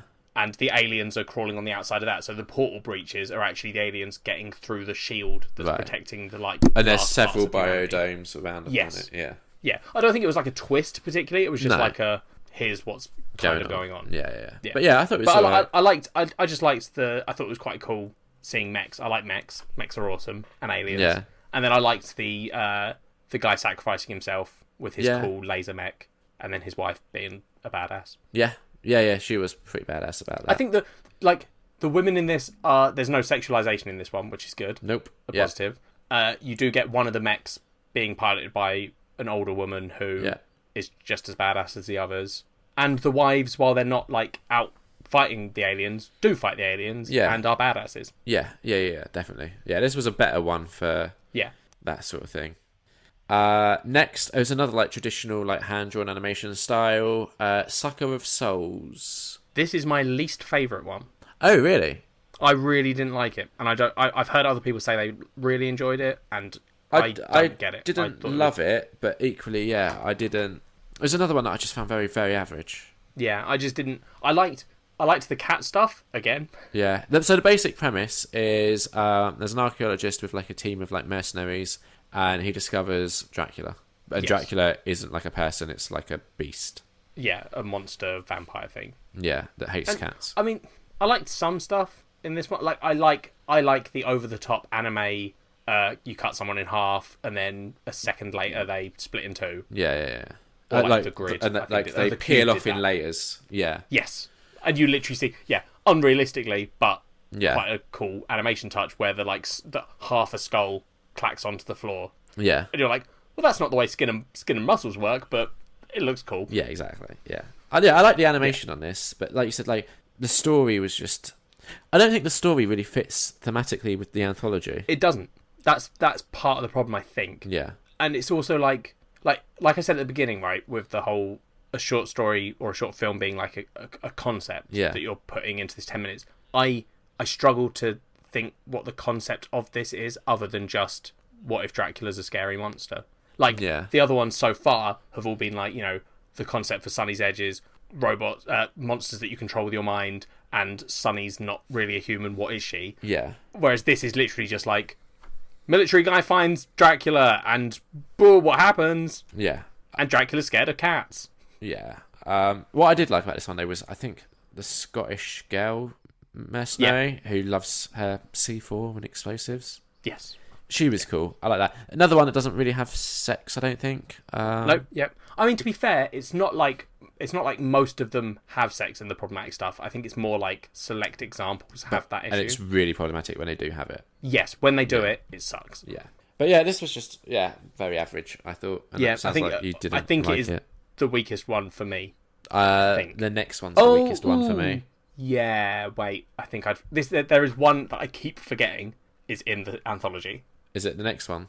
I think. What is the next one? The next one's when the yogurt took over. Oh, I like this one. Oh, what?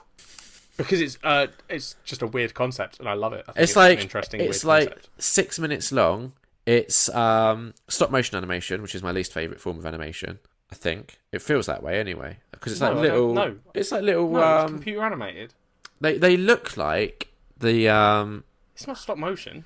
They look like they're trying to replicate that sort of thing. No, it's almost because they look like the animation of Little Big Planet, the video game. I don't think you're right. That's what it looked like to me, like little like felt people essentially. No, I think it's more like the thing it reminded me of was sort of like Up. Like with really? The way the character, because of the way the characters are built, they're sort of like. Oh no, I got way more of a like Little Big Planet vibe from it. I'm skipping into it to see. It's like I don't know. It's not like it isn't like to be clear. I think I maybe like wasn't clear at the beginning. It isn't stop motion animation, but to me it looked like they were trying to do that sort of thing. When you said it at the beginning, I was like, Liam's saying this is stop motion. No, yeah, it's like how Little Big Planet like tries to have cartoony themed, but they try and have like the fabrics look really realistic. Yeah, they have a lot of the like textured stuff look realistic. I didn't like any of this. That's fine. I think it's a cool, funny. I'll let you explain the concept. Short story. Scientists accidentally make a strain of yogurt where the bacteria in it is sentient, and then the yogurt takes over the world. It communicates by moving cereal in the bowl to spell out words, or at one point it blobbles out air that like pops through the yogurt and makes sounds. Yeah. It's just like fucking weird, but it's all in like 6 minutes as well. It's so short. Yeah, because it's fucking yogurt, Liam. It's dumb. I hated it. In those 6 minutes, you see the yogurt go from just sentient yogurt to it like manipulates the United States to it says to them the world's gonna like end effectively if you don't follow my plan exactly. I've got the solution to global warming and all that. They don't follow the plan. A load of bad shit happens. So they're like, well, maybe we trust the yogurt, and then the yogurt just takes over. And then I think there is a brief moment where someone speculates, wait, maybe did the yogurt know that all this would happen and we'd give it power? And then the yogurts leave planet Earth in giant spaceships shaped like yogurt pots. I hate it. It's so good. It's terrible. It's good because it's a twist on on that stereotype of like robots taking over the world, and like that sort of sci-fi trope of something else takes control and what does humanity do? And in this, it's fucking yogurt. I hated it. Well, that's just sad that you hated it. Yeah, I really. And the only good thing about it was that it was so short. So it wasn't a lot to hate. It was like 6 Liam's minutes. Completely wrong. Do take everything Liam says with a grain of salt in this because it's sci-fi. So he's coming at it from a position where he already doesn't necessarily like it. That is very true. Yeah. If you like sci-fi, go watch when the day the yogurt's. I mean, I don't think it's the strongest one to It's suggest. not the strongest one, no, most certainly. No. Next we have Beyond the Aquila Rift. Yep. So, good concept. Sort of like in Alien, right, where you go into like a sort of hypersleep when you're traveling much distance. Yeah. Grammar. Yeah. They put them into hypersleep when they travel for much distance. Yeah. And then in this one, they've gone off course for years and years and years, and they wake up, and then you have like teenage boy fantasy for ages, and then you have a really interesting reveal that just wasn't like enough. I didn't think I wanted to see more of like the actual where they were. I super love again. I really like the concept. I didn't like the middle bit where it's just being like sexy woman compliments man on how good he is at sex. Yeah, in space. Tell our listeners what the compliment is. She says like I've never been fucked so hard in 0G. Or I didn't know you could break a bed in 0G. Something stupid like that. It's some like proper like wow, look how manly this man is. Yeah, like I have. And I think she pours champagne on her boobs at one point. Yeah. It's very much like it's created by someone that has a small penis, and they're like, but my penis isn't small because this woman is like, oh, you've got the best penis ever. It's like people that typically drive really loud, revved up cars. Yeah, that's fair. The bit that I do like in it is the twist of it. Yeah, which is I like the twist. They keep so basically the three of them are in like this hypersleep state. Yeah, the person wakes him up. Yeah, and throughout the episode they try to wake up the other person that was with him. I think one of them's dead. Yeah. I think she says, like, he didn't make it, he's dead. Yeah. They try to wake up the other of his crew. Yeah. And she's freaking out and just like, what are you talking about? Like, this is wrong, everything's wrong, this is all that's wrong. That's not who you think that is that you're talking to. Yeah. Yeah. And then, so they put her back to sleep because the woman basically convinces him, like, no, it's just she's got this sickness that you can get from hypersleep. That's what's going on. And then at one point, he questions it and she's like, and says, I want to see what's really happening. Tell me what's really happening. Yeah. So the woman's like, I can show you, but you're going to not understand it. Yeah. And it's going to make everything bad, and I don't want that. Because to be clear, like, he wakes up from this hypersleep, and then for some reason, like, this woman that he knows boards the ship and is like, oh, you're in hypersleep, you've gone slightly off course. And then at another point, you find out, like, oh, I lied a little bit. You've gone really off course. And he's like, well, how are you... You're at the Aquila Rift, which is, like, the edge of known space, I think, in their universe. And, like, there's no way back home. Yeah. And also, even if there was, you're 100 years from when you left. Yeah. So... And he's a bit like, well, how are you here, then? That's when he starts questioning it. Yeah.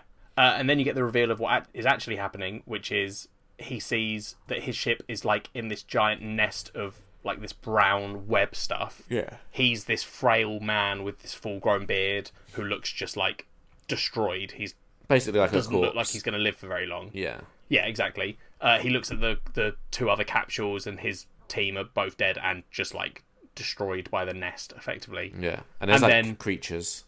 Well, there's the woman, Yeah. which is the woman is actually like this spider-like Yeah. monstrosity. Which, like, I've seen people saying like, oh, I don't know. I saw someone saying that she's like a monster and evil, and I didn't get that impression. I got the impression that she genuinely is like this lonely spider creature. Yeah. And the only way she can get people to not hate being there is by lying to them and making them think they're in a fantasy world. Yeah. So in that respect, I kind of get then there is a logic. You could then argue, well, that's why it's like a teenage boy's fantasy, because she just wants him to stay and she's giving him what he wants. Yeah. Which is to be the big muscly macho man who can fuck so good when she's actually a spider monster. Yeah. I would like to have seen more of the like what was actually happening. Yeah, it felt very like almost like sometimes when you see depictions of like hell in something. Yeah. And like someone having their eyes opened to like this hellish world. Yeah. Like he's this like bedraggled man who looks like. Well, he looks like someone that has, been asleep for 100 years and hasn't really been eating. Yeah. Yes, exactly. Or like moving, so his muscles have all like what's the word, like atrophied. Yeah. Moving on to the next one. Yep. Good hunting. Sorry, back to the previous one. I did like the animation of it because I felt that they had a good job. But equally, that was definitely one I'm like, you could have done this with live action. I almost feel like if you had done it with live action, it would have been harder to portray the frail version of him. It would have, but when you had the live action, when it then skips, when it like switches to what you're actually seeing, and then you have that all as CGI, that like juxtaposition, I think would have worked really nicely. Yeah, personal preference. Anyway, Good Hunting. This was like an anime style of animation. Yes. That I thought worked really well. I want to know what you thought of it. I really liked it. Oh, cool. Same. I think it's my second favourite. Yeah, really dark, like darker than I was expecting it to go. So it starts with it's like samurai and a kid, and they're hunting this like essentially what he would describe as a succubus, but kind of isn't. But that's how he's describing it. They look like the sort of nine-tailed foxes from Chinese and Japanese, or maybe just Japanese. I can't remember. Basically, from their they're described as like seducing men. Yes, the idea is that they bewitch men into falling in love with them. Yeah, and the only way to get rid of it is to kill them. Yeah. So then his kid, they're called Liam Huli Jing. Okay, cool. Thank you. His kid then has a chat with a young version of it, and the young version is like, "Well, that's your perspective. Let me explain our perspective." Yeah, which is like, we're doing fucking nothing, and these guys are just falling in love with us, and becoming obsessed with us, and what can we do, basically. And then his dad chops off her mum's head. Yeah, which is really brutal. And then, like, is it the Industrial Revolution? It was all steam and stuff. So it's effectively like it time jumps to the Industrial Revolution, but instead of a R1, it's very cyberpunk version. Yeah. It's a steampunk. That's steampunk. The word. Yeah. So everything's fueled by steam, but it's all very futuristic sci-fi. Yeah, and he creates like these little like steam fueled like metal animals. Yeah, I can't remember what he described, because he's talking about like how he went from a monster hunter to a creator of these like robots, and how he's adapted. Yeah. Sorry. And as this metal has taken over this part of the world, the magic is being suppressed. Yeah, which you find out when he re-meets up with that girl. Yeah. As an adult, they're both adults. Yeah, and then you find out something that happened to her. You see a nasty penis in this bit. You definitely see a nasty penis in this one. But yeah, I think she goes to his house or something, and he's talking to her, and then sees something wrong with her leg. Yeah. Then she lifts up the front of her dress slightly, and you can see that both of her legs are metal. Yeah. And then she says that basically this dude hired her to just hang out with him. Like, he didn't do sex or anything. He was just hanging out with her, and it was easy money for her. And then she reveals that he is aroused by machines, metal and machines. So he straps her down and gets his doctors to saw her legs off. Yeah. And piece by piece her whole body. Yeah. And replace it with metal. Yeah. And then rape her. Yeah. Which is just such a horrifying fucking concept. Oh, yeah. She's trapped in this metal body that isn't hers. Oh, God. Yeah. This one's really dark.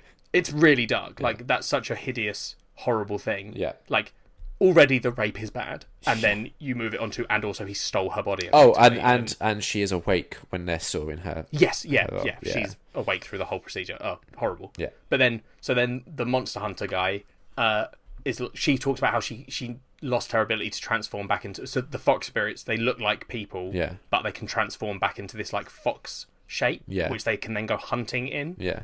And she's lost it because of all the metal, and the world's lost the magic. Yeah. So he then like upgrades her body. Yeah.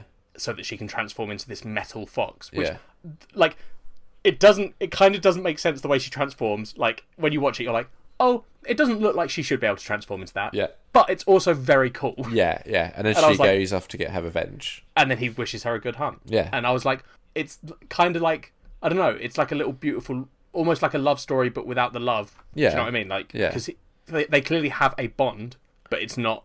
So did you think I wouldn't like this one? I wasn't sure. Okay. Was that because of the animation style or the theme? No, just the whole...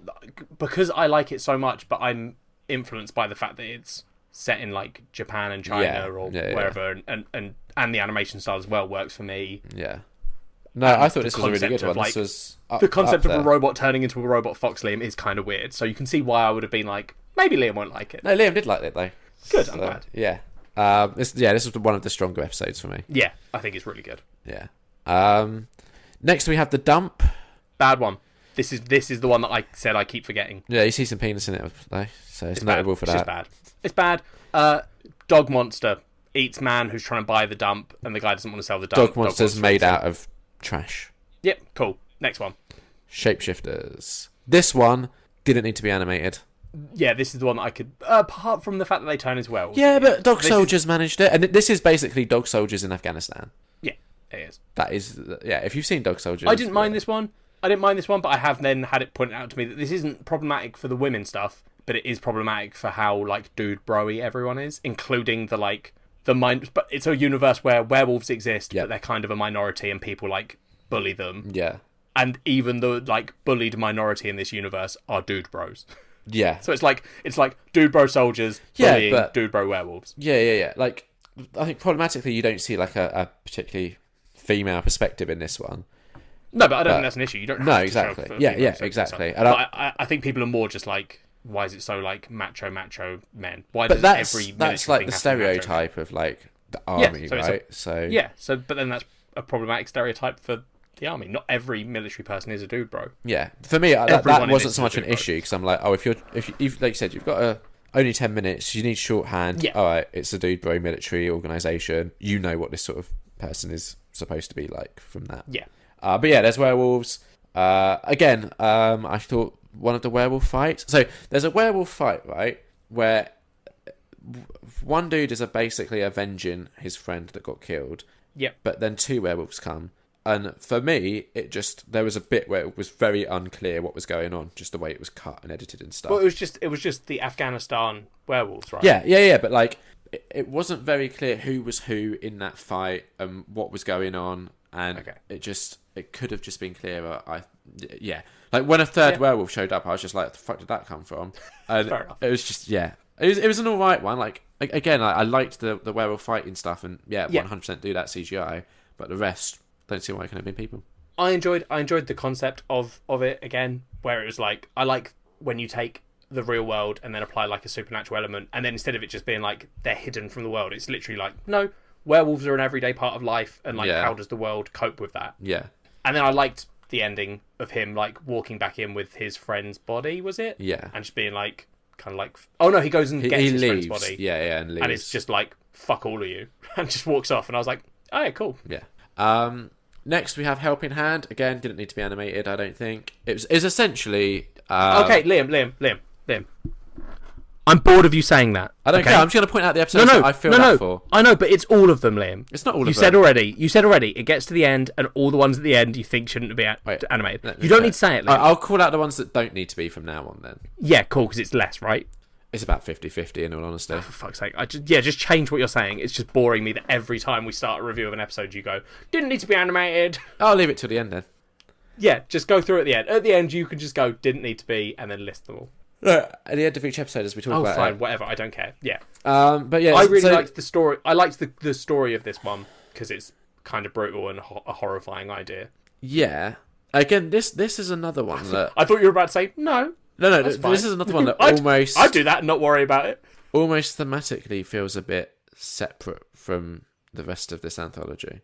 Yeah, it does. I just liked the concept of it again. Yeah, actually, to be fair, the last one felt a bit out there as well thematically, because a lot of them are so like sci-fi from a not a supernatural sci-fi, but like a but then it did start to throw in supernatural episodes. Yeah, because like you've got the Dracula one, the werewolves, but that's what I feel one. like if because we said that the Dracula one felt like it didn't fit in thematically, and if we're going to say that about Dracula one, I think we also do have to say that about the werewolf one. I don't know. I think the werewolf one fit in fairly well. Okay. But yeah, this one again, I didn't massively. It was basically a woman. It's essentially, imagine the opening of Gravity on a smaller scale, and a woman gets sort of hurled off into space, and she tries to figure out her own way back by cutting off her arm and using the momentum. The better description of it's not just gravity. I saw this online, so I'm not coming up with this, and I was like, that is exactly what it is. It's gravity crossed with 127 hours. Yeah, which is literally what it is. Yeah, I liked it because it's a cool concept and like scientifically correct. Yeah, I like when something's like throws in a sciencey thing. The whole like if every action has an equal and opposite reaction. Basically, she opens her suit so that her arm freezes, so that she can snap her fucking arm off. Well, she didn't initially want to do that because she initially tried to throw the glove, but then she misses. Yes. So then she has to snap the arm off. Yeah. And that scene of her snapping her arm off when it's like the skin has frozen, but the inside isn't like fully frozen yet, and that is very graphic and horrible, and also horrible for her. Yeah. But you know, she makes it. She does. So I liked it. I thought it was cool. Alright. Yeah, it was fine. Next we had Fish Night. This was like in the desert. Yeah, this was weird, like cell shading animation. Yeah, I mean, this one is just weird. This is a it's weird fair one. to say. Yeah. Two travelling salesmen. I think they're related. Yep. A son and father. I don't think they are. Oh, okay. No. Two travelling salesmen. A car breaks down in the desert. They decide to like wait until it's going to be like dawn, when it'll be a bit like better temperature to start walking back. They're like, we can't start walking in the freezing cold of the desert at night because we'll die. Or the blazing heat of the day, so we need to do it at like so dawn. they're going to go at dawn. And then at night, they talk about like ghosts, and they're like, oh, what about all of the ghosts of things that have been around in this world for years and years and years? And then you see all the prehistoric ghost fish, and then it's they talk about how you never see the ghosts of all these ancient creatures, and also how the desert used to be an ocean. Yeah. And then they see this like all these ancient prehistoric fish swimming around. It's all very beautiful. And then one of the guys goes swimming with them, and then gets the most negative one is like, oh, I love it, and the other guy's like, yeah, it's really nice. And then the super negative one's like, I'm gonna swim, and the guy's like, well, let's calm down, maybe don't do that. And then he starts to swim. He turns into a sort of ghost, swims in the air, and then a giant fucking shark ghost eats him, and he dies. Yeah. I was like, okay, that's sure. Yeah, I like the animation style. I really like this, like the cell shading thing. At one point, I was like, "Is this rotoscoped?" I couldn't tell. Yeah, I don't know. It's an interesting question. I don't like rotoscoping, but I do like cell shading. Yeah, which is weird because they are both fairly similar. Yeah. But yeah, I thought it was a very beautiful episode. It was. I really liked this one conceptually. I don't particularly care. No. But I just thought it was very pretty seeing all the like glowing fish swimming around. I didn't know. Again, like anthology-wise, this one also stands out a bit because there's not really much like robots. I mean, to be fair, Liam, the title of the series is Love, Death and Robots, and each one takes one of those themes and runs with it. Some of them have two, some of them have three. Yeah, I'd say most have three. This one took love and death. Okay. So that's 2 out of 3. Ignored the robots. Didn't have robots. Only a few have robots. Yeah. Next is Lucky 13. I'm going to say at the start, this is the one I most felt like could be live action. This is the one about the spaceship. Yeah, I know which one it is. I really like this one. And it has but the girl... I was just thinking, I was like, oh, yeah, it could work as like, yeah. Yeah, it has the girl from Orange is the New Black. Basically, she's a good pilot. Well, no. She is a good pilot. There's they're like transport ships who drop like soldiers into the middle of war zones and stuff and battles. There's one ship that no one wants to fly because it's had a run of bad missions where like everyone on board's dead. And its number starts with 13, ends with 13, and all of the numbers in it add up to 13. Yes, it's like the most unlucky ship in that way. So she gets, because she's the newest pilot, they always give the new pilot the bad ship, so they give her that one. Then on her first mission she flies it like, she manages to get, she's the only ship that survives, and she gets out a bunch of soldiers, and then you see a couple of other missions, or one other mission where she saves people, and then you see her, the last mission she flies with 13, after she's got, like, it's now gone from the unlucky ship to she's got it tattooed on her, they offer to up, they're like, we're getting in new ships, do you want a new one? She's like, nope, 13's mine, she's looked after me, and I look after her. She flies into another mission, tries to drop off the soldiers, then it all goes wrong, they have to try and get away, the ship goes down, everyone else is running away, and she's like, I've got to stay with 13, I'm going to blow it up. Yeah. And she sets up this timer, and the, like, twist, like you've been seeing throughout the episode, the film, you see shots that are, like, from 13's cameras, as if 13 is looking and, like, watching. And the twist at the end is she sets a timer on it, and the timer doesn't go off when it's meant to, and instead 13 waits until all these enemy soldiers are around it and swarming over it, and then blows up. Yeah. And I was like, that's a cool little twist of, like... It's sort of sentient. 13 actually was kind of sentient, and, like, was it meant to be, or is it just... I like that sort of thing. Yeah. It almost felt like it had respect for her because she had respect for it. Yeah, exactly, yeah. She'd grown to love 13, and 13 was then, like, looking after her, like she's been saying. So it was a really cool little thing. Yeah, definitely. I didn't really like it that much, just to make it clear. That's a surprise. Next we have Zima Blue, which is another one I didn't really like. Already? See... Nah. This is one that a lot of people are putting as, like, their favourite. What? Why? I don't understand people. Right, I know you don't. Here's the thing. So let me deal with this one then. Yeah, you describe this it. is way out of your wheelhouse. This is completely... So, Zima Blue is about this famous artist called Zima who does really good art, but his artwork started getting these little blue squares in them right in the centre. Well, his art started on, like, a lower scale, then expanded until he was drawing, like, these huge pictures of, like, the cosmos, basically, right? Yeah. And then the little blue thing started. Then a blue square appears in them. That blue square then slowly spreads in his paintings, like, taking up more and more space. It's a colour called Zima Blue, which, like, everyone's like, it's the most beautiful blue, only he uses it. It's this miracle colour. And then by the end, he's painting these giant, like, space billboards that are the size of planet. I think he paints a ringed planet, all Zima Blue. Yeah. At one point, it's just like these insane projects of painting things blue, bigger and bigger. And you're watching an interviewer who he never talks to the press. She's finally talking to him, and he's doing his final, like, masterpiece. Yeah. And he reveals to her that he is just a pool cleaning robot that slowly got upgraded over time, and then eventually got to the point where it could upgrade itself and became this, like, humanoid person. Because everyone thinks he's a human that's, like, had these crazy augmentations to give himself, like, metal skin. Yeah. But actually he's just a pool robot that's upgraded itself to that point. Yeah. And then once it understood the universe, the only thing it could then, like, it got to the point where it understood everything, so it painted these giant cosmos paintings and stuff. And then it kept thinking back to the Zima Blue, which was just the colour of the pool that it used to clean. Yeah. So that's then slowly filled up its mind. And then its final work of art is is the swimming pool. He dives in, his body, like, slowly falls apart until he's just the cleaning robot again. Yeah. Swimming around cleaning the pool. The reason I think people like it, Liam, is that this is the most thinky one. Yeah, okay. The reason you don't like it is because it's the most thinky one. Because, like, it's sort of talking about, like, the concept of AI, and this thing goes from a pool cleaning robot to understanding everything, and by understanding everything, it's then like... How did it become a man, though? Because they talk about how it constantly got upgraded. Like, everyone that bought the house just kept, like, adding to the robot to make it, a man. Like, do more stuff. No, it then gets to a point where it upgrades itself to a man, and it eventually builds itself a body, which is a man body. Liam, shut up. No, because at one point they're like, it's a man. It eventually, yes, builds a humanoid body. Yes. Yeah, and then it starts adding robotic parts onto the man body. No. Oh my God, Liam. Yes, it does. No. It doesn't.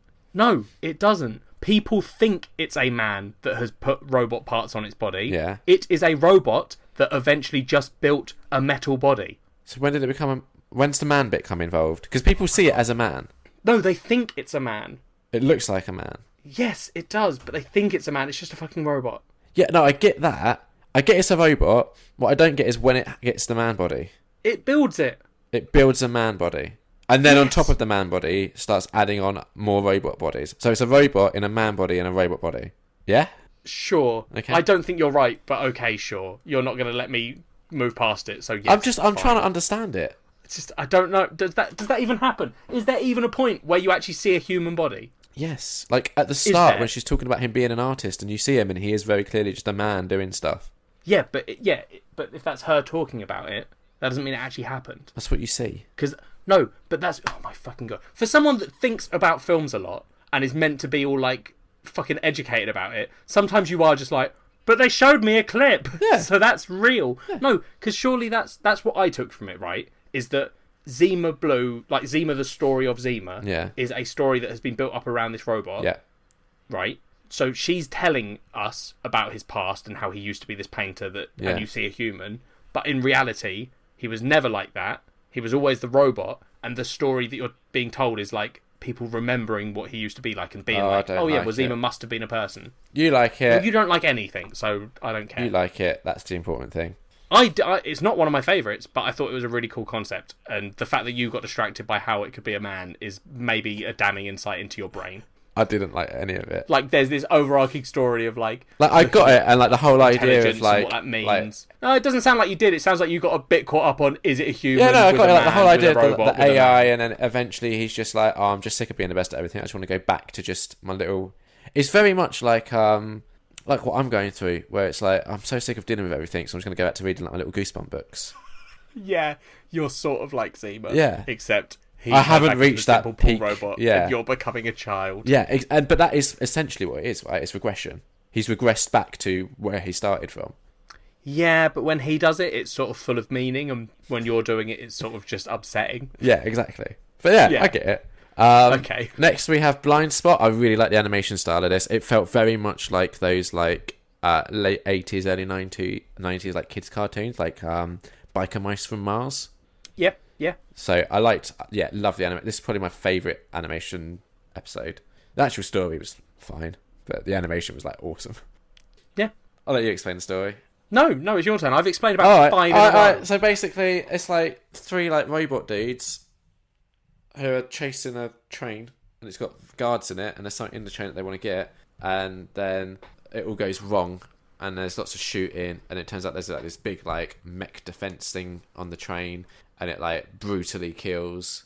Oh no, there's four of them. Yeah. And it brutally kills like two of them, and then another one dies somehow. It just ends with like the rookie being like the only survivor and getting this like microchip that they're looking for, and they have to get it before the train gets to the end of the tunnel or whatever. And it's just like it's really exciting. It's really good. And then like, you're like, oh, it's so sad that the cool guys all got killed. And then there's a little twist at the end. It's like, oh no, they're not dead. We uploaded their consciousness, and they're like, yeah, you did good, Rookie. You should have read the contract. Yeah. I liked it though. I was like, oh, same. This animation is amazing. I mean, it is the most Fast and Furious of all of them. Yeah. So I can see why you liked it. Yeah, it is very, very. It is basically one long car chase shootout. Yes. Yeah, brilliant. It is cool. Yeah.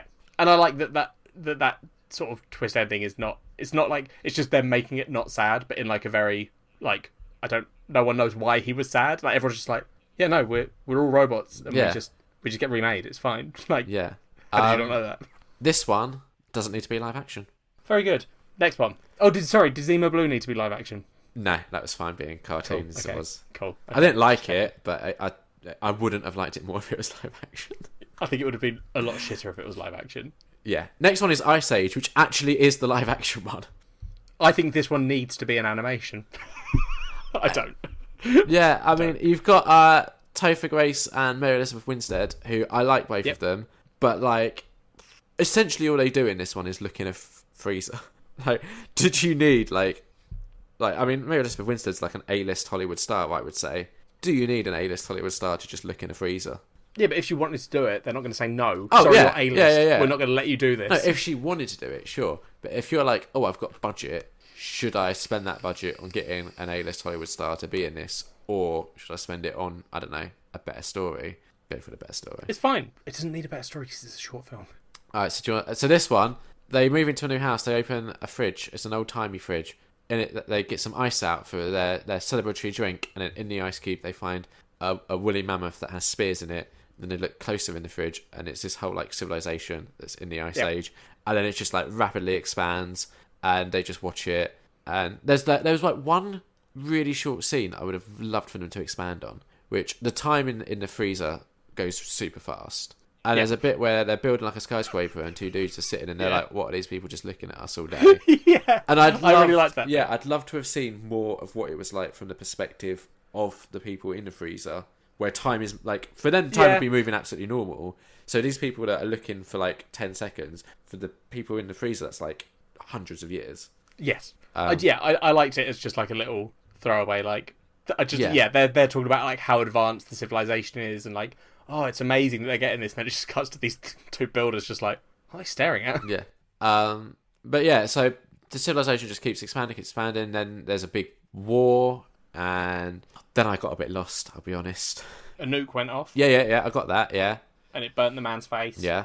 That was watching, and then they're like, oh, that's it. They're dead. Yeah. And everyone's dead, and then it looks like the fridge just restarts. The next day, they open it up again, and it's back at the start of time. No, before. Sorry, after the nuke, but before that, isn't that when they start really advancing? Oh, sorry. Yeah, right. Does he get burnt by the nuke, or does he get burnt by the implosion at the end? No, he gets burnt by the nuke, but then after the nuke, it starts expanding, and then all of the like this light shoots out of it and goes all around the kitchen and stuff. That's all a bit. I said I got confused that you just skipped straight over. I thought. Well, I don't know with you. It's difficult to tell because you seem to get confused by the simple bits. No, I got that it restarted. It was the whole like when civilization starts advancing beyond. They just advanced to a point where they could escape the fridge. I don't know why it's confusing you. Like I feel like your problem is sometimes you're looking for things to be simple, and that confuses you because like something will be complex, and you'll be like, I just don't get it. Why is he not? Where's the robot in the man? like you need it to be simple, but then sometimes there's something simple like they've just gotten to a point in their technology where they leave the fridge, they create like this incomprehensible white void that happens, and then it's very simple, but your brain goes, well, this one can't be simple. This has to be something more. Yeah, exactly. Like, it's weird. Because they leave the fridge, they go all around the kitchen. In the middle. They go all around the kitchen. Just need everything to be average. That's what you need. Just middle ground. They go all around the kitchen, and then I'm just so confused. Like, what? I think they just... Have they started... Are they now in the world? No, probably Are they not. In the kitchen? They probably escaped into the universe. Yeah, that's what I mean. But, like, not the world. Right, probably but the universe. Yeah. And it all starts over again. Yep. I didn't like this one that much. I was really looking forward to seeing this one because I like the people that are in it, and was just very underwhelmed by what it actually turned out to be. Fair. What did you think of this one? It was fine. Then we had alternate histories. Yeah. I thought this was a weaker one. I thought it was, like, alright, but... What was the one? Because you said, like, that you thought one of the Jack one was your least favourite, and you said, oh, there was one other that might be... the dump one. Oh, okay. Alright, fair enough. Yeah. I think the dump one... I keep forgetting that the dump one is in it. I didn't hate the dump one. Every time it gets brought up, I go, oh. I didn't hate it, but, yeah. I just thought it was... average. There's nothing to it. So yeah, this one, alternate histories, you basically see 6 different timelines of what would happen with Hitler, and if he died at different things. Yeah, it's alternate timelines. The idea is that it's an app that lets you just experiment with history and like make anything happen at certain points and see how the universe plays out. Yeah. And like you're watching the app like intro screen, I think, and they're like, to get you started, here are 6 alternate histories with our most popular alternate history source, Adolf Hitler. Yeah. And it starts as like sort of reasonable ones, like what would happen if Hitler was assassinated, I think it is, or something. It's like, or if he just died. Yeah, I think it was if he was it get run over by a horse? Was that the first one or the second one? I think that might be the second one. The first one is something to do with the little girl.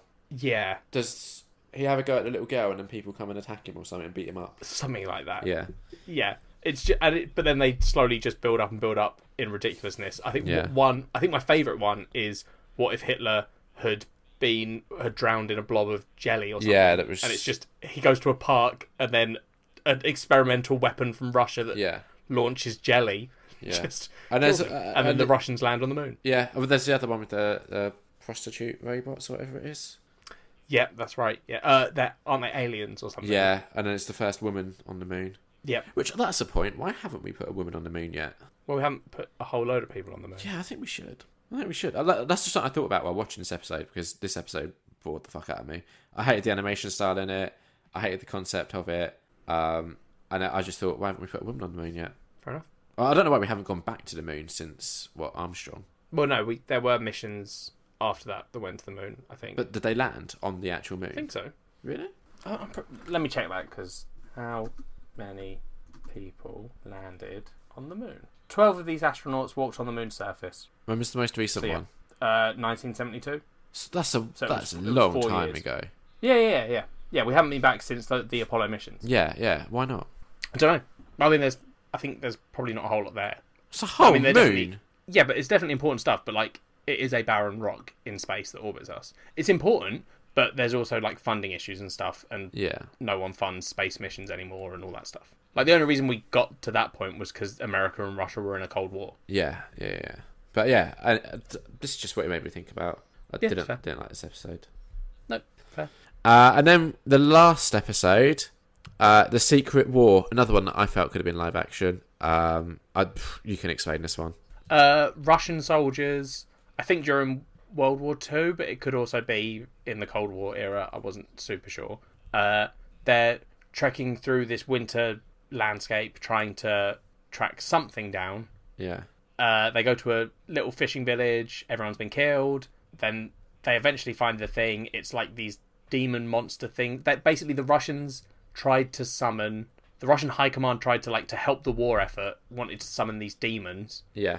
To fight for them, but the demons weren't under control and just are now rampaging through Russia. So they go to shut down this nest of them. They eventually find the nest, go in to blow it up. It's full of monsters, way more than they expected. They blow it up, it collapses, all the monsters escape, and then they send one of them off to call in an airstrike on the location while the others stay there to hold the monsters, basically. Yeah.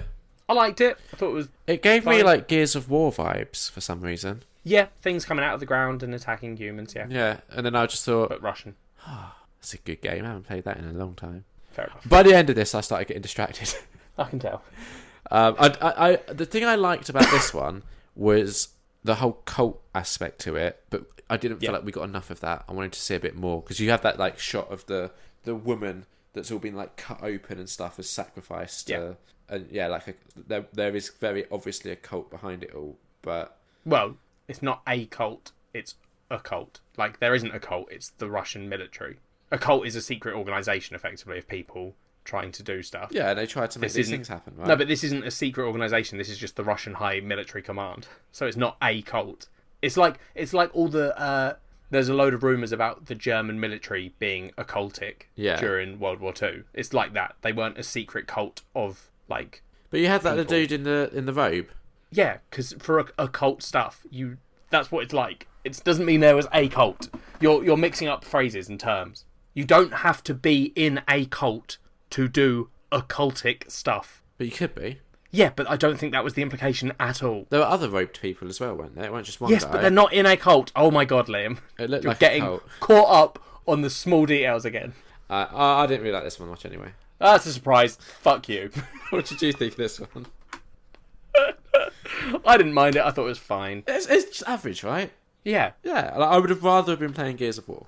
Okay. Have you played that? Yes. That's a good game. Yes. Did you play like all... Oh my god, we're talking about Love, Death and Robots. I am very aware of that. So that's all of the episodes of Love, Death and Robots. We've discussed the problematic ones. We've discussed the ones that Liam thinks should have been live action. Oh, sorry, yeah. What did you think of that one? You said it should have been live action. Yeah. Sorry, yeah. What do you give the series as a whole out of 5? I think, as a whole, 1.5 out of 5. Wow, very low. For me, there were more misses than hits, and there were only really like 2 real solid hits, and there's 18 episodes. Okay. So I imagine for you, it's going to be like a 4 out of 5.